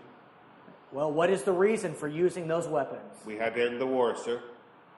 End the war with who? With Japan. Was using the nuclear weapons to end the war with Japan, or was it to send a signal to the Soviet Union? It was, and it always is, to end military confrontations. We had to stop the war. Did you believe that there may have been a secondary motive, and that was to send a signal to the Soviets that we had nuclear weapons in our arsenal? Yes, sir, that was a nice byproduct of our actions. Is it your testimony that the American government was required under the laws of war to give warning to the Empire of Japan that they intended to use these 2 nuclear weapons on civilian targets? No, sir, we did not give warnings before we strike. Were we required to under the laws of war signed by and ratified by the American government under Hague Conventions? Yes, sir, but circumstances were different at this time. What circumstances were different? The commander-in-chief gave me an order to bomb, and I had to follow my leader. But is it not true that your leader, in giving you that order, violated the laws of war by not allowing you to provide a warning to the Empire of Japan? Well, sir, yes, I guess it was. So it is your testimony today that President Truman violated the laws of war, the Hague Convention, in failing to give warning to the Empire of Japan. I believe President Truman did what he believed necessary to end this confrontation. Please answer the question. Did President Truman violate the laws of war by failing to give warning to the Empire of Japan that it was going to drop 2 nuclear weapons on its soil? I object, Your Honor. The purpose of this trial is to find out if Truman violated any war crimes, not for witnesses to make that decision. Objection sustained. The counsel is also badgering the witness. Do you have any other further questions? We do, Your Honor.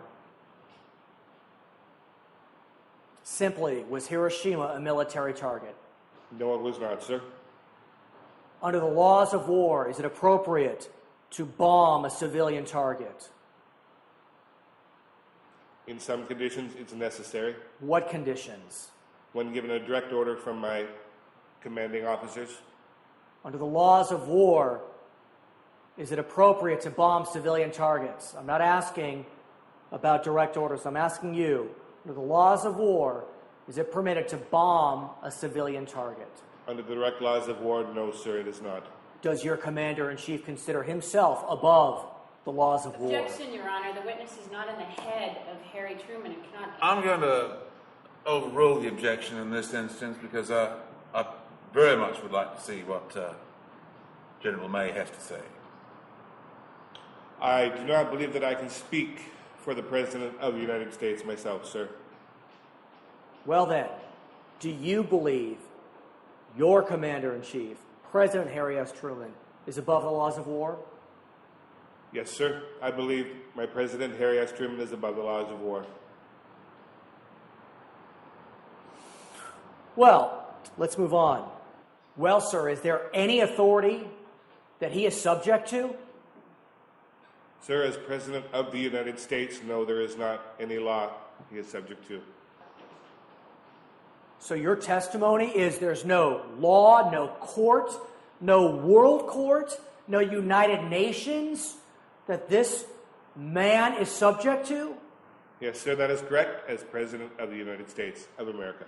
What, is he some type of deity? Does he not have to comply with the laws of war, the laws of morality, the laws of decency and humankind? Sir, as President of the United States, there is no laws or courts that he must answer to. What is the basis of this viewpoint? Objection. Battering the witness. Objection sustained. Oh, my turn. My turn. Are you prepared? I have one last question. Mr. LeMay, let's say you had a deal. You can end this war with killing 1,000 children with your bare hands. Would you do it? Could you do it? How about 500? 500. You're on television. You just have to kill them. You just have to watch them die with your bare hand. You know what? 100. Counselor.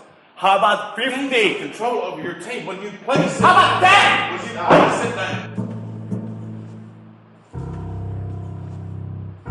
How about that? How about them? Innocent Japanese children. One, you have to kill her to end this war. Could you do it? Could you do it? Of course you can. Something would stop you.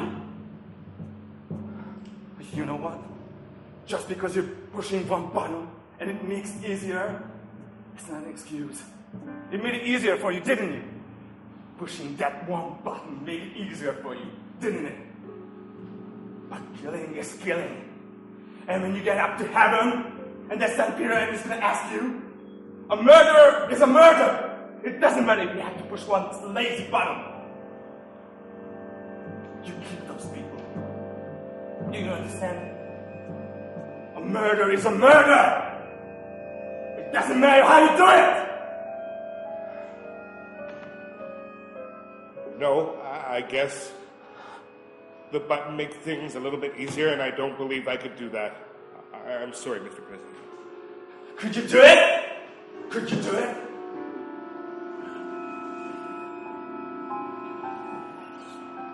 You're badgering the President of the United States. Please have some restraint when you place control. The President of the United States? Who is it?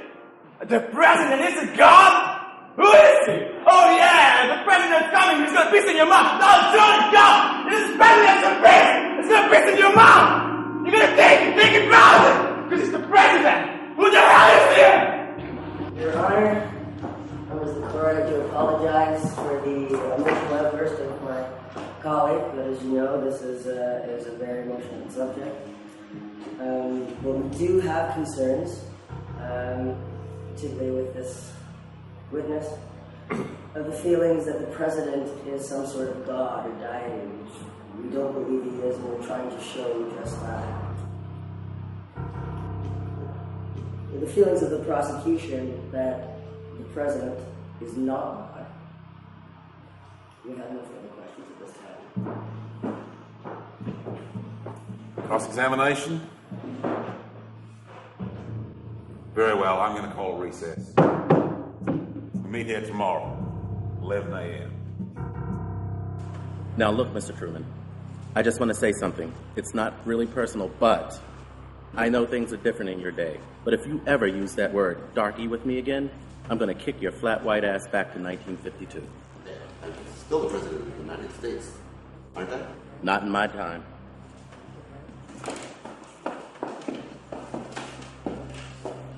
And I agree with him. If I heard you girl one more time, I am going to join that beautiful black man's ass-kicking gravy train, kick your ass back with him.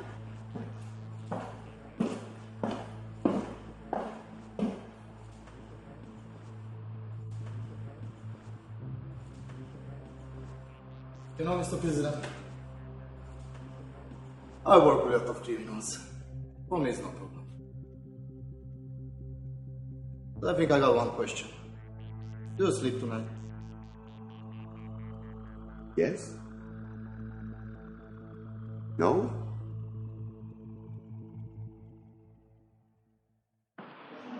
Your Honor, at this time, we'd like to call Dr. Prescott to the stand, please. Dr. Prescott, please make your way to the stand. Dr. Prescott, you swear on a holy Bible to tell the truth, the whole truth, and nothing but the truth? I do. Please continue. Dr. Prescott, are you an expert in radiation? Yes, I am. And so you can testify as to the effects of exposure to radiation? I certainly can. Doctor, I'd like to speak with you about the nuclear tests in New Mexico conducted by the United States of America. Could you describe where the bomb was actually detonated? Certainly. There was a 100-meter high truss created over the desert, of which the bomb was at the top. When the bomb was detonated, then it was obviously detonated within the atmosphere. It created a very, very large crater, and all the radioactive matter and material went into the atmosphere. I'd like to ask you about the bombs at Hiroshima and Nagasaki. Where were those bombs detonated? These were detonated 1,900 meters above sea level. Obviously, when you're going to create such a big amount of radioactive matter, when you're 100 meters over the sea level, when you're 1,900 meters over sea level, the damage is catastrophic. And what actually happened then is that instead of it being a specific target, it targeted the entire world.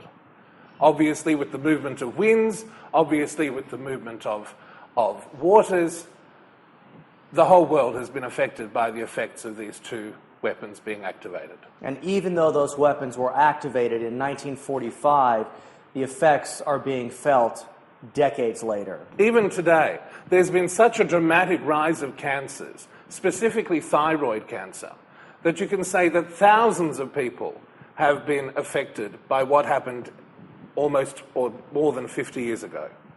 Was President Truman informed of this possibility? The tests in New Mexico were performed by the US government, so there would be 100% certainty that he would have known about it. There would have been 100% certainty that he knew of the damage that would have happened, global damage that would have happened. It's an impossibility that he would not have known. He might have ignored that information, but he knew. And there was also a possibility that by actually detonating these bombs in the atmosphere, not on ground or underground, that there could have been a huge ignition of oxygen. Am I correct, sir? Of course. And that's why, after these two bombs were dropped, the world governments collectively decided that there would be no more dropping of bombs over the atmosphere. Since then, or in total, 66 bombs have been detonated. They've been underground, they've been in water. Now, let's think about that for a minute. If you're going to explode an atomic or nuclear device in water, you're going to affect all of the water because the water moves. For example, if you blow up a bomb underground, that affects the water that's underground. That water's eventually going to get to the ocean. You're polluting fish. You're going to eat the fish. You've created an international crisis. I'd like to ask you about the radioactive substance strontium-90, which was actually released through these radioactive devices both in New Mexico and Japan. Could you discuss for us the levels of strontium-90 prior to the release? I certainly can, Your Honour. In 1940, before all of these weapons were detonated, there was, let's say, very few particles of strontium-90 inside a human body. Come 1950, 10 times the safe limit, the guaranteed safe limit anywhere around the world, is found in every human being on Earth. And it happens to this day. The reason how it happens is very simple. The bomb's exploded, it goes into the atmosphere, the rain falls, it goes into the grass, the cow eats the grass, the cow gets cut up, we eat the cow, we drink the milk, it becomes part of us. It's become part of the food chain. And it's part of the problem that we all suffer. Every human being suffers, perhaps for the rest of eternity. So what is the half-life of strontium-90? 235 years. So what you're telling us is that with bombs detonated in 1945, we are still seeing strontium-90 throughout the ground, the water, the grass, the trees, the bones. 1945 wasn't the last bomb that was dropped. It's been dropped underwater and underground since then. So you can say that for at least the next 550 years, this is going to be part of our lives. So with this radioactive substance spreading throughout the entire Earth, including America, including Canada, let's say in the first 10 years after the bombs were dropped, how many Americans would have perished, would have died as a result of the actions of President Truman? Conservatively, 30,000 people. And what's the possibility? What's the up higher range? More than 100,000. And President Truman says that he dropped the bombs to save American lives. Would you contend that's an accurate statement? Not at all. The president knew what he was doing, and in trying to save lives, or claiming to save lives, he's killed thousands, tens of thousands. Perhaps even to this day, it could be in hundreds of thousands. We have no further testimony at this time, Your Honor. Your Honor, in light of the prior testimony, I'd like to recall Dr. Naj Laszlo, please. You know what? Feel the balance and admire the fairness. I'm going to allow that.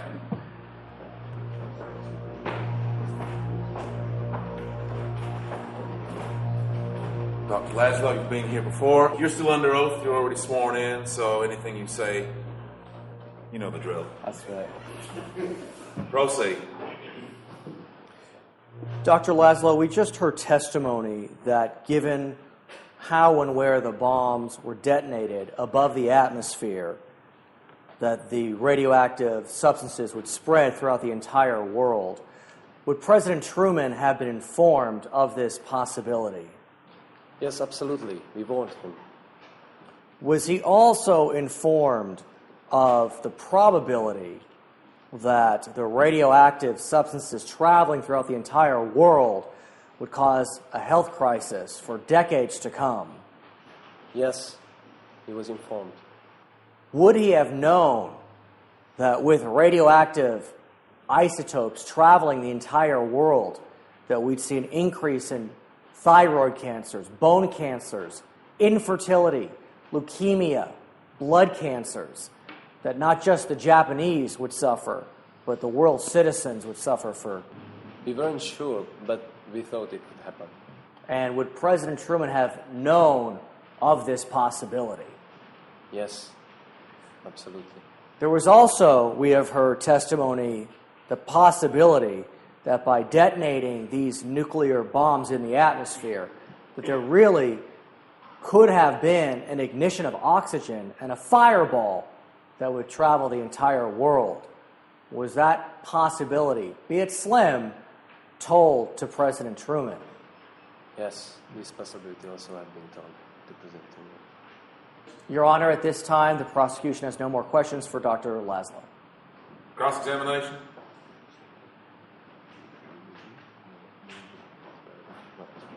Very well, you're dismissed. Hang on a second there, Laszlo. I remember that conversation, and you said it was possible. However, some of the other scientists I talked to said unlikely. You get the difference? Most of us agreed in what I told you. Not the ones I talked to. Your Honor, as the angel of God, I'd like to call a witness. By all means. After the horrendous atrocities of Hiroshima and Nagasaki, our friend here, Mr. Truman, commissions the Nuremberg war crimes trial to end all war crimes. He conceives, produces it. In Nuremberg, it was decided that it was not a possible defense that other people had done horrendous crimes. Murder by others is not an excuse for you to murder. I don't think that anybody could better tell us what happened at Nuremberg than our friend Hermann Goering. Order in the court. This witness deserves as much of the hearing as anybody else. I think we can skip the formalities with the Bible in this instance, though. Do you have any questions? I do, Your Honor. Thank you for being here today, R. Goering. I'd like to take you back to Nuremberg. And I believe it was explained to you what you were doing there and what the purpose of that trial was. Can you tell us in your own words? I did my best. Very good. Okay. Why exactly were you told that you were up on war crimes? They told me I was on trial because I killed innocent children. I see. And that's the sole purpose that you were given for being on trial, correct? But this person also killed innocent children. Okay, hang on a second there, Gary. I ended a war which saved millions of lives. You were trying to end a race by taking millions of lives. Innocent children you keep on talking about. You're the one. You were the master race. You wanted to just have one race? Is that the idea behind it?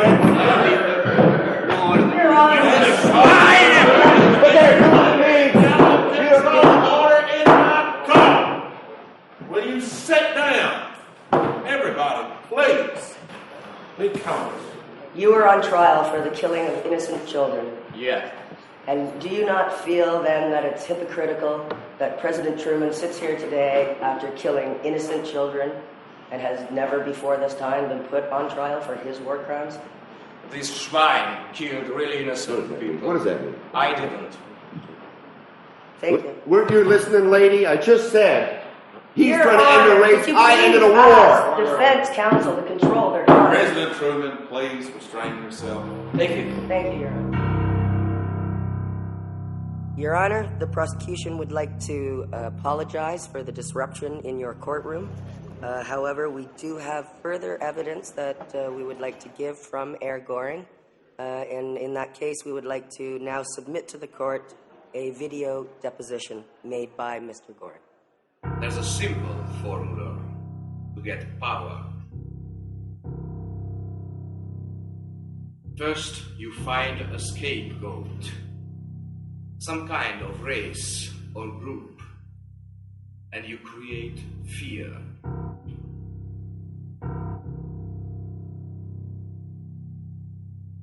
You create a problem with this race. You use the media to twist everything against this race. Stupid people live in fear. They are afraid of anything different. Stupid people need somebody to blame. The media will create the fear and feed the fear.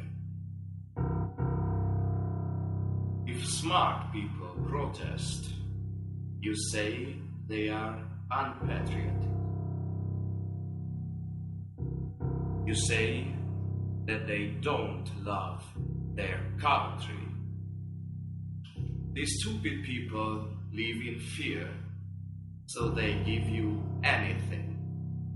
They give you power, money, and they will follow you.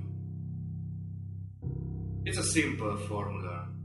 It will work anywhere. Even in the United States.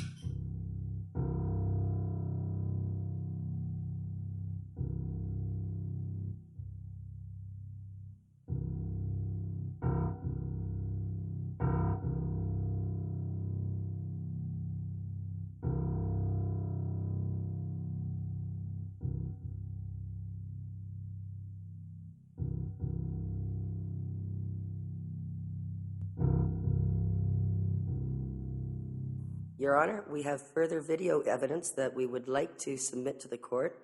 This is from the Nuremberg trials, Mr. Ernst Yanning.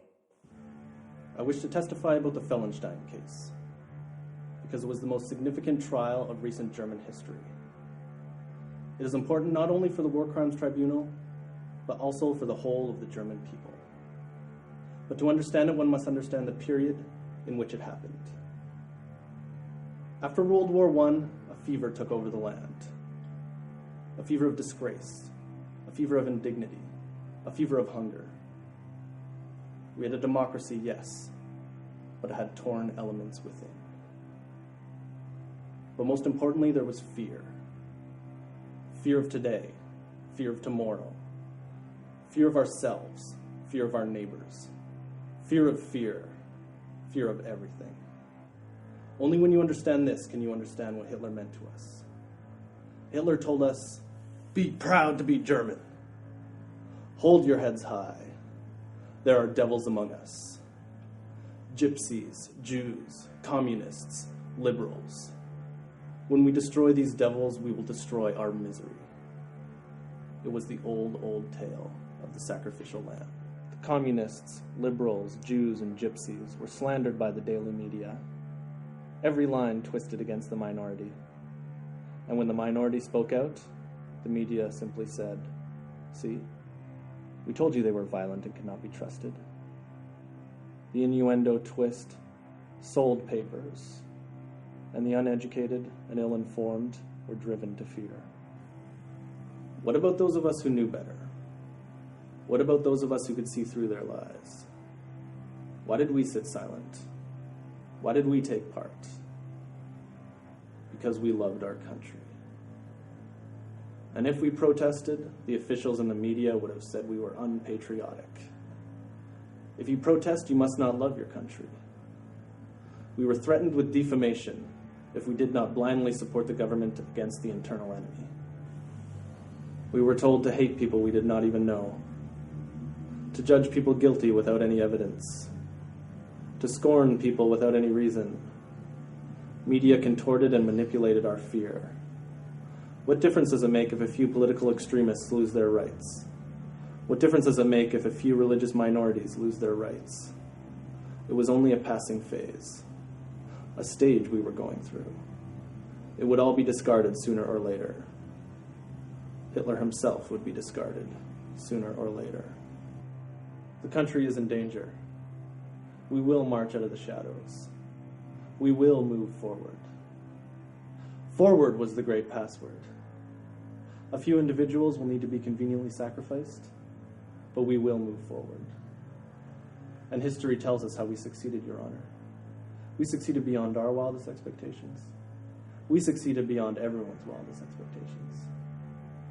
The very elements of hate and power about Hitler that mesmerized Germany, mesmerized the world. we suddenly found ourselves with powerful allies. Things that had been denied to us as a democracy were open to us now. And the world said, go ahead. Take it. Take it. Take the Sunderland. Take the Rhineland. Revitalize it. Take all of Austria. Take all of Hungary.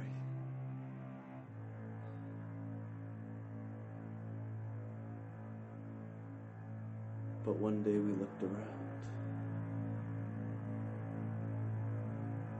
and we found ourselves in an even more terrible danger.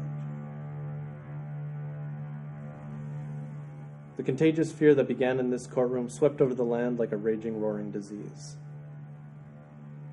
Xenophobia filled the hearts of stupid people, so easily manipulated by fearfulness. People were terrorized by the media. What began as a passing phase became a way of life. It is not easy to tell the truth. But if there is to be any salvation for Germany, we who know our guilt must admit it. Whatever the pain or humiliation, I am aware of the truth. I had reached my verdict on the Fellenstein case before I had ever stepped into the courtroom. I was compelled to be patriotic. I would have found him guilty whatever the evidence.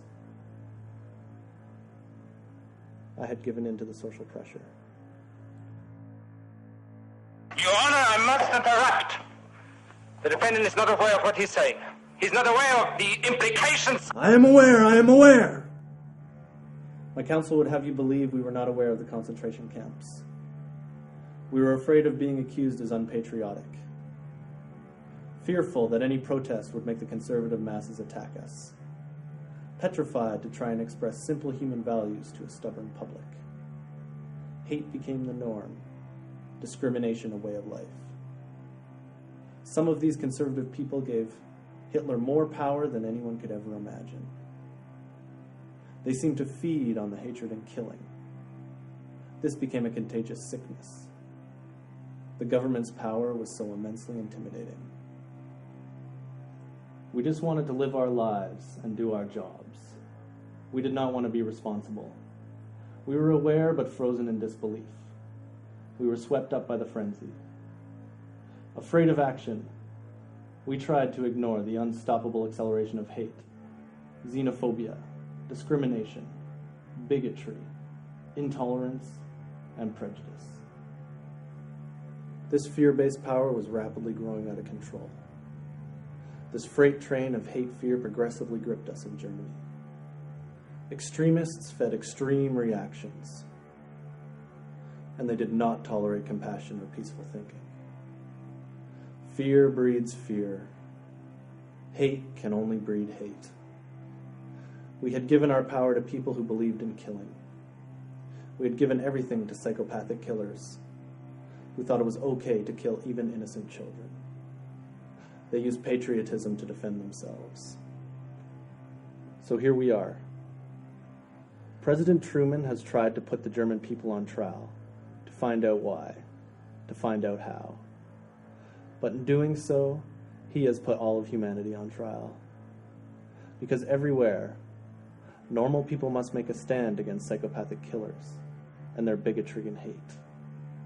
These psychopaths can appear intelligent, and slowly you accept hatred of people you don't even know. You judge people you've never met. These psychopaths can appear so normal, and very gradually you start to tolerate killing.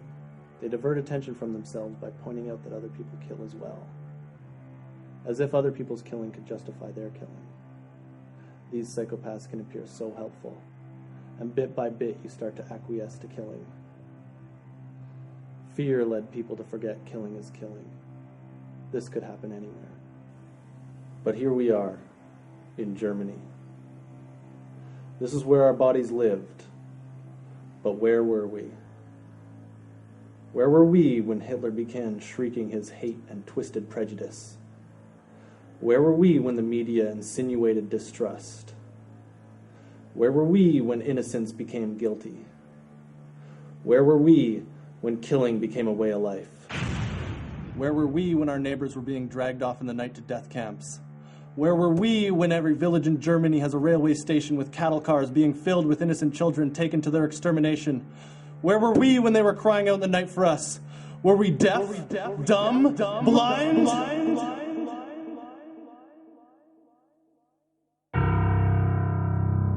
Your Honor, the prosecution rests. Very well. And the defense? Your Honor, defense rests also. Very good. Prosecution, will you please prepare or present your closing statements?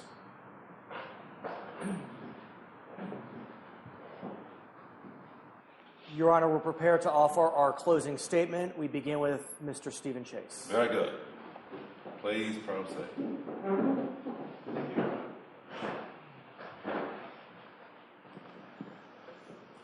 Gentlemen of the jury, let me tell you about technology. Technology made our lives so easy. Technology helps us wash our dishes, helps us get to places faster, helps us cure people. Technology also helps us kill easier. You can make one phone call, you can press one button, and you kill 500,000 people. But not many people have that authority or privilege, but that man had it. He made one phone call, and he killed 500,000 people. Technology made our lives so easy. Thank you.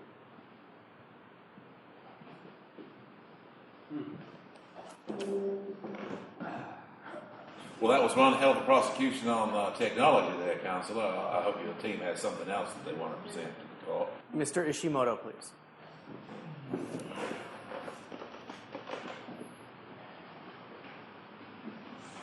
Your Honor, members of the jury, as you have heard numerous witnesses, you have the evidence, and I think it is undisputed that today we can say that from the instantaneous blast from the bombs of Hiroshima and Nagasaki, 50,000 innocent children were killed. The black rain was the cause of another 50,000 children, not to mention the women and everyone else.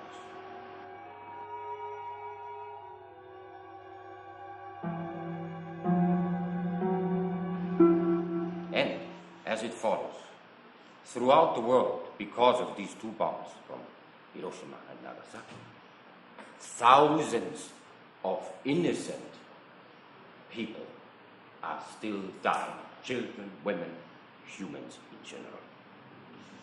We had enough evidence. I hope that you will come to the right and the only conclusion of guilty. Members of the jury, Your Honor, as far as a human being and a Japanese citizen, I pity this man. Thank you very much. Your Honor. Ms. Jennifer Browning, please. Gentlemen of the jury, America was a country of honor, fair play, and distinction. A beacon, an example to the rest of the world of the highest values of the human being. America was seen worldwide as gracious and responsible. Basically, good Samaritans that were there to help you out in a tough situation, to lend a hand to others, to be there to help right the wrongs. They're philanthropists, humanitarians, benefactors, standing for truth and justice as the American way. But because of one man who is sitting here in front of you today, America, in an instant, went from good to bad. Went from reasonable to insane. Went from justice for all to revenge at any costs. To humanitarians, from humanitarians, to war criminals escaping justice.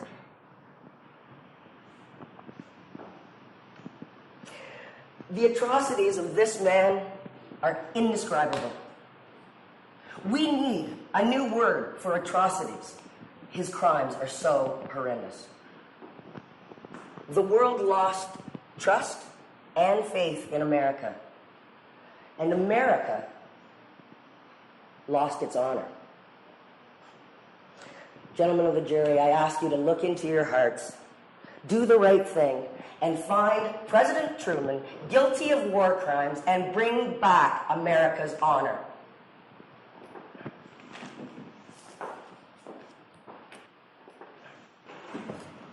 And I'll conclude, Your Honor. Thank you.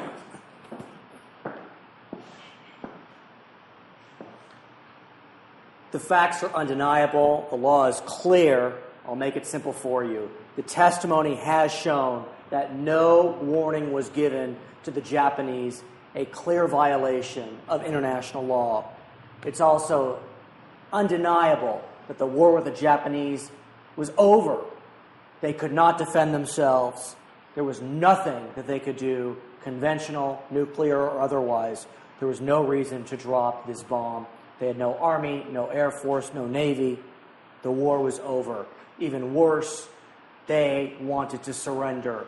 Their only condition was to keep their emperor. We dropped 2 bombs, and then we let them keep their emperor. Remember, Hiroshima was not a military target. Nagasaki had a small torpedo plant. That could have been taken out with conventional weapons. And they had no navy anyway, so what were they going to do with the torpedoes?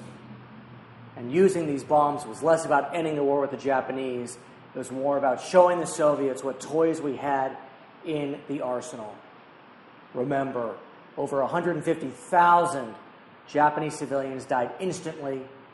Countless Japanese, countless world citizens have suffered for years to come as a result of this nuclear holocaust. It is clear that President Harry S. Truman has committed war crimes against humanity, and you must find him guilty. Thank you. Very well. Defense your closing statements, if you will. Your Honor, I want to present Mr. James Law. By all means.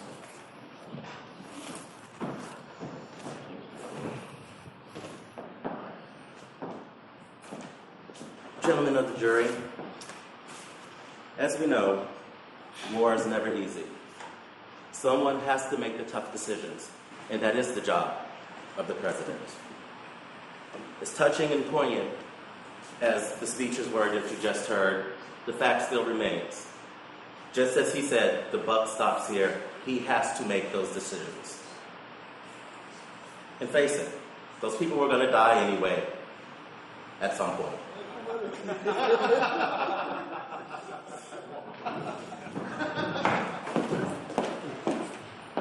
Gentlemen of the jury, this man is the President of the United States, and he ended a world war, a world conflict that involved many countries and killed millions of people. You should be thanking him, not condemning him. Gentlemen of the jury, this is your president, and you should find him not guilty.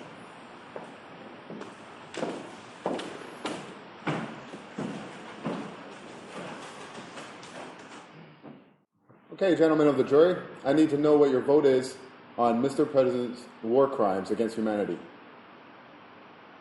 Guilty. Guilty.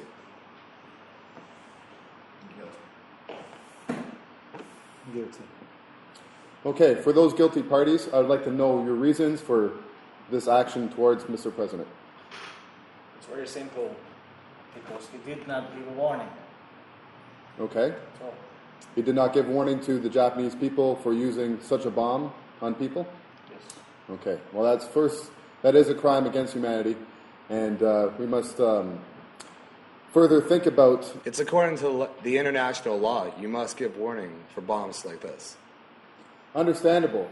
But if we were to give a warning, does that mean that the people would not be there to have the atrocity happen? Well, that is not known, but in the international law, there must be a warning with such large bombs as these.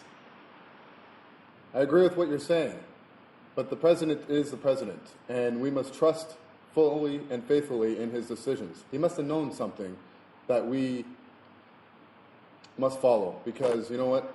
If the president says to go shit, we go squat, and we don't ask him where the toilet paper is. Okay, I need a vote again. Who believes he's not guilty? Not guilty. Not guilty. Not guilty.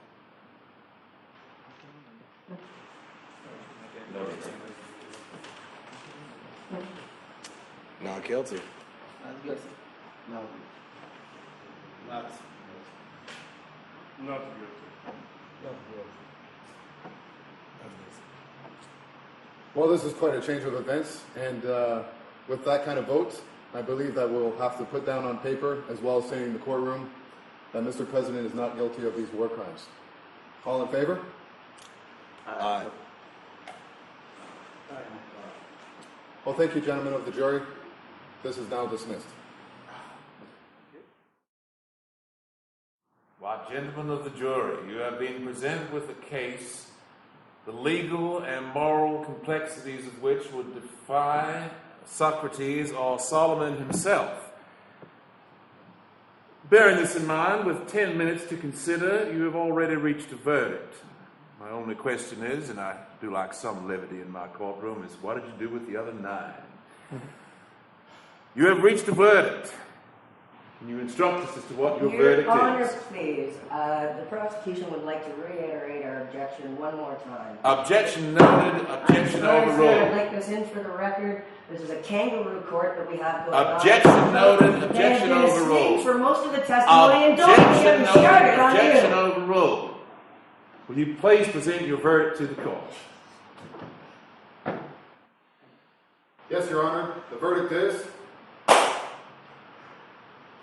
We don't need a jury.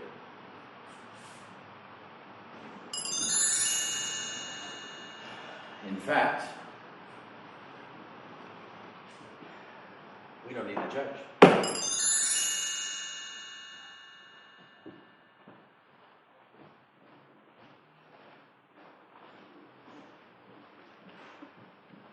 Mr. Truman, don't need the jury. We don't need the judge. We don't need the defense.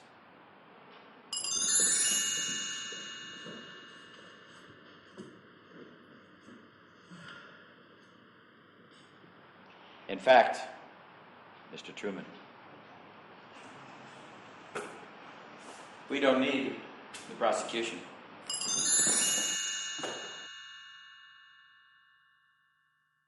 Just as we started, it's the two of us.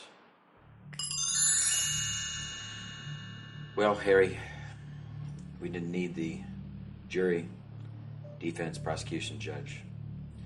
Ultimately, in everyone's life, at the end of the life, your life passes in front of you because there's God in all of us. There's God in you. And ultimately, you are the judge. You judge yourself at the end of your life, and you judge yourself during your life. And what happened in this situation with you is up for you to judge.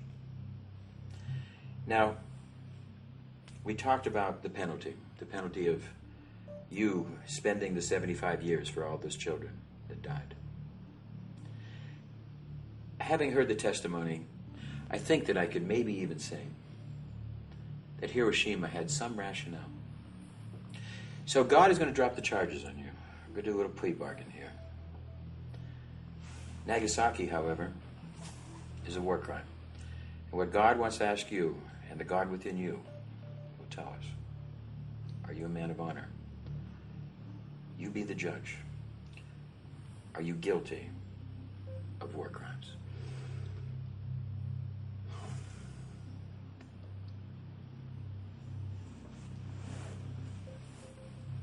I like to think of myself as a man of honor.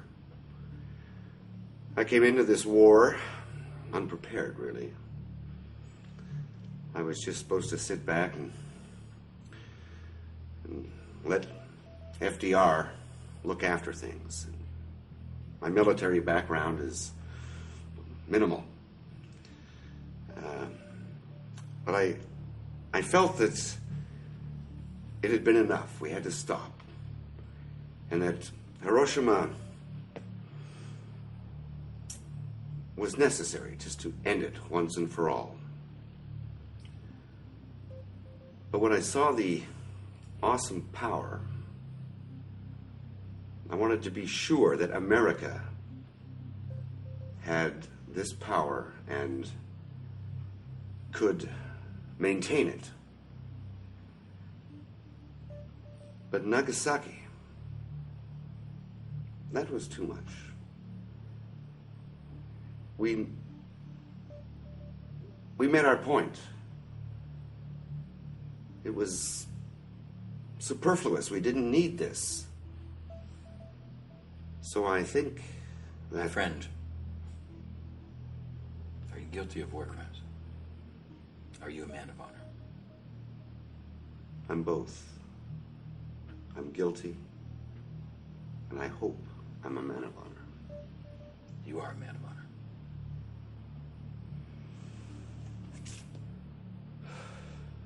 And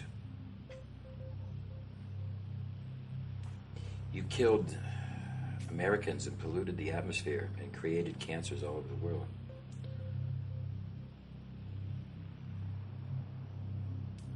You accept responsibility for that too? I do. But if it wasn't me, it might have been someone else. Because there is a flaw in the system. I had some medical problems that perhaps left me irrational. And this could happen again. There could be a man who follows me, unstable for whatever reason, who could go into countries around the world, Afghanistan, Iran, Iraq, China, North Korea, wherever, and have the power to push. And this is frightening. No one should have that power. But there's one thing that must change. America is not going to get rid of the bomb. America is not going to get rid of its nuclear weapons, the mass army, the mass military machine. America is not going to stop making money off of landmines, all sorts of weapons of destruction. But there's one thing in America that must change.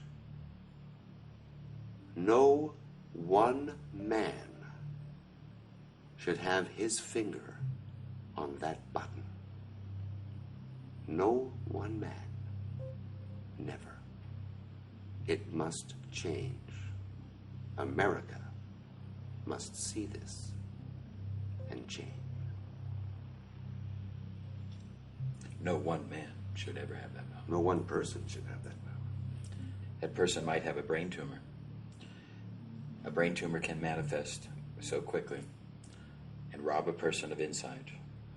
And for the American president to have the power to commit armed forces and commit an atomic bomb just on one man's decision, I see that. That is a flaw in the system. I see that too. No. You should be the person to know.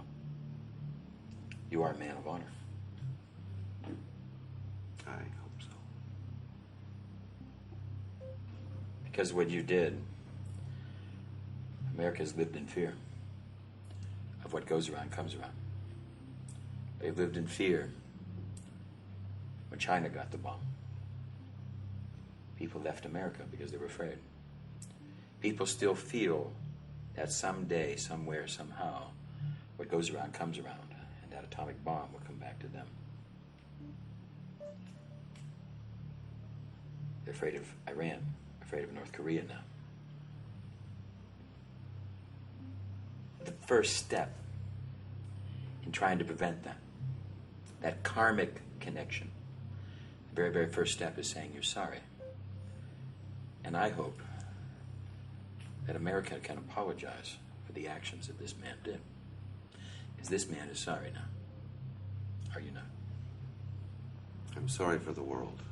I apologize. By apologizing, I think that might be the first step in preventing that karmic backlash and stopping what goes around comes around. America has a lot of lessons to learn. Giving that one man, that president, such power to be able to go into a place where he might just be doing it of revenge motives. He might just get elected because he has a name. He might get the position because somebody died. And giving that man power and thinking that that man is above the law, because he's not above the law. They think, the president, Truman, Bush, etc., that they're above the laws of America, above the laws of the world. But there's something that they're really not above. And that's public opinion. And that's what this movie is about. Public opinion. Thank you.